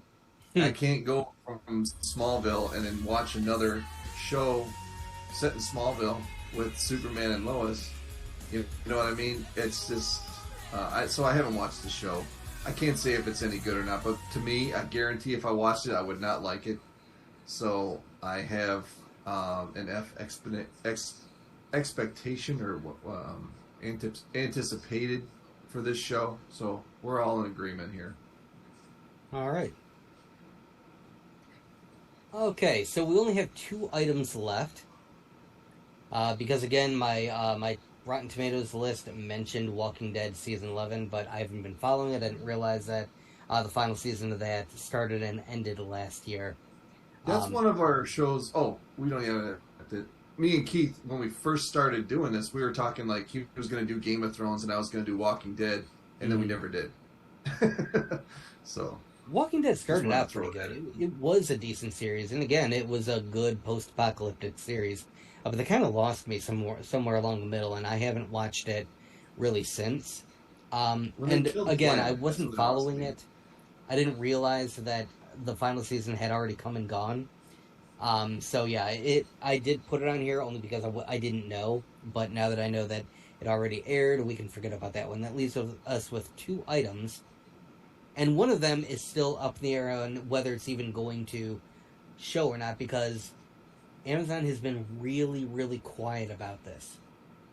And that is The Wheel of Time Season 2. As of 3 days ago, we still don't even know when this is going to come out or if it's going to be premiering at all. I personally did not even watch this first season, but I believe Keith was the one who was telling us that it was really good. No, I didn't say it was very good. I did watch it. It was good. Okay. The first book of the series, which I read the entire series, there was like 14 books in it, and I really enjoyed the series a lot. But the first book is a little bit slow. And Okay. this first season was a little bit slow building up to things. But the second season does heat up a little bit. And I think they did a good job on season one, kind of capturing the higher points. And I think the actors did a pretty good job. So if this is kind of following how the books are, season two should definitely be a step up. So I would probably put this at about a C for me, only because I have read the books and I'm hoping that it follows suit and book two kind of starts cooking with a little more fire than the first season did. Yeah. What can I say? I don't know much about it, so I never watched it. I didn't read the books. I felt the enthusiasm from Keith before it came out. But I'm not anticipating. I'm not gonna watch it. So I would have to give it an F. Or would that be an NA as well? I don't know if that's an NA. Well, it depends Well, on we what have- you think. It's your opinion. If you, It's an F then. Because I'm not gonna watch it. I don't care. I'm probably not either, and I would probably for me as well, unless Keith gives it like rave reviews when and if it does come out. Then yeah, at the moment I have no anticipation for it either. So I would probably also put it in the F tier. so a C and two Fs. If anyone's in the chat, let us know what you think of the Wheel of Time season two. You got to think Tundra Walker's got to have an opinion. Mm-hmm. Unless He's watching the game. How dare he? Well, does that put it in the E tier then? I think it does. All right. Yeah, I agree. All right, and that leaves us one more, and that is X-Men 97. X-Men 97. This I am definitely looking forward to. This is supposed to be a sequel animated series, following up on the original 1990s X-Men animated series, which, excuse me, if you have ever watched any of the documentaries or YouTube videos or anything talking about the making of this, it was headed up by real X-Men comic fans. And they had to constantly fight tooth and nail to get the network to let them put the weirder stuff from the comics into the series. But they were pretty good at sticking to some of the good comic storylines. Every now and again, you know, some of the episodes would definitely take like bits and pieces from this run, and it kind of like mashed them together. But the voice acting was pretty good. The art style was, I would almost call it like a moving comic. The way they had the thick drawn lines on each of the characters, the way that they their muscles were like overly accentuated and everything. It almost looked like they literally pulled them out of the pages and put them on the screen, and it was really good. It's what originally got me into the X-Men in general. I really didn't know much about the characters because I hadn't read any of the comics, but I did watch the cartoon growing up, and it was always a lot of fun. From what I can tell, again, this is supposed to be a sequel series. They have altered some of the characters a little bit. They softened some of the lines. Obviously, this is now, you know, it's not hand-drawn. It's been digitized. It's probably not going to be in you know, the 4:3 TV aspect ratio. It's probably going to be full screen. But it sounds like they are staying true to a lot of the very comic-heavy storylines that, you know, the series is known for. So with that, I am very much looking forward to this series, and I would be willing to throw this in the A tier. Probably, I would want to put this after Loki in the A tier. You know, I I love this series. I've probably watched this all the way through, and there's like 75 episodes, maybe 3 times. Mm-hmm. I think they did a great job. It is clear that they are fans of the X-Men, fans of the comics, and they do a really good job. Their version of the fall of the Dark Phoenix is better than anything that's been done in any of the movies. So they got that going for them. When I heard this was announced, I was very happy to find out that they got all of the original people who worked on the original one. So they got the same crew. It should be the same 5 years level. ago. The what? Wow. That's 25 years ago. That's wow. Yeah. And I just think it's going to, be awesome. I think they're going to tie this into the multiverse. We already saw Professor X with the yellow, like, floating wheelchair from the animated series. So I'm sure this is going to tie into the MCU multiverse. And I'm all for it. I can't wait for this. I don't know how many episodes we're getting. We don't know much about it. There was a comic that I read on Marvel Unlimited, which was based on, it was like X-Men 97, and it had a lot of the current things that were going on in the comics with Croakia being the island they live on, but instead of Moira Matagat being the one who dies and is reborn and has all of her memories from her previous life, it was Jubilee. And they were keeping her away, and the Beast kind of was the Dark Beast. There was a lot going on. But I enjoyed the comic a lot, too. I thought they did a really good job on it. So I'm with Doug. This is definitely an A for me. I cannot wait for this to come out. I hope it's as good as I hope it is. I hope it is as good as it should be. I didn't watch, but you guys are so enthused about this, and I trust your animation likes. So I can't rate it up or down. I'm just gonna rate it right with you guys. If you guys say it's an A, I can't wait to see it. All right, excellent. By the way, the Lions are now winning. Yes, 13-9. I know. I'm watching it. Well, that does it for what I have on my list. I don't think I missed anything else. I'll probably find out that I did later on. Huh? Invincible season 2. I didn't even see that on any of the lists. We don't know. We don't know when it's coming out. We're supposed to get an announcement sometime this month. They said sometime between January 1st and January 30th, with kind of a release date and stuff like that. So we don't. Right.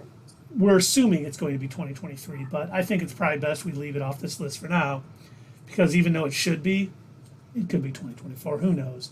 We no longer live in the list. Where we know if it was, it would be A or S. Yes. For me, it'd probably be S. And we no longer live in the day and age where seasons are pushed out every year.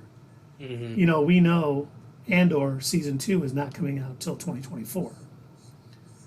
So, I think they do a good job of making sure that, hey, we'd rather it be good and maybe wait a little time. It's not like the old, we have to have the series ready to go in September for the fall season. It's got to be 22 episodes. They're really, with streaming and everything else, it's like, okay, you got this many episodes.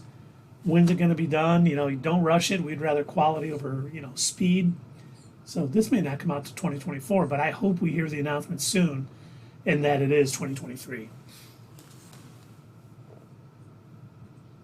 Yeah, I certainly hope so as well. That would be awesome if that did come out in 2023. It'd certainly be unexpected because, like I said, I hadn't heard that it was coming out this year. If it does, amazing. I can't wait to watch it. So, yeah. As far as the other stuff on here, again, like I said, I must have been working with... I still don't get that because, I kid you not, the list that I was working off of was from Rotten Tomatoes, updated as of January 6th. So I do not know why some of this stuff was listed on there. So, do not know. So, my apologies for accidentally putting incorrect info on there. But, again, if I did miss anything, let us know in the comments down below. Also, I did put the link to this in our chat here on Twitch. We'll also be putting it in our description on YouTube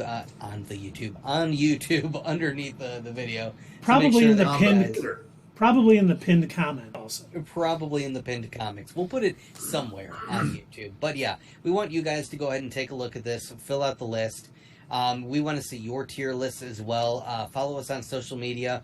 Make sure you take a screenshot of your tier list and let us know, how far off were you from us. Do you rate everything in S tier? Did we, how close were we to what you guys think? We want to know. So let us know. Follow us on Facebook, Instagram, Twitter. I don't know. Do we have a MySpace still? Follow us on there too. MySpace. Does anybody have MySpace? Probably. Tom? No, he's on Twitter now. Okay.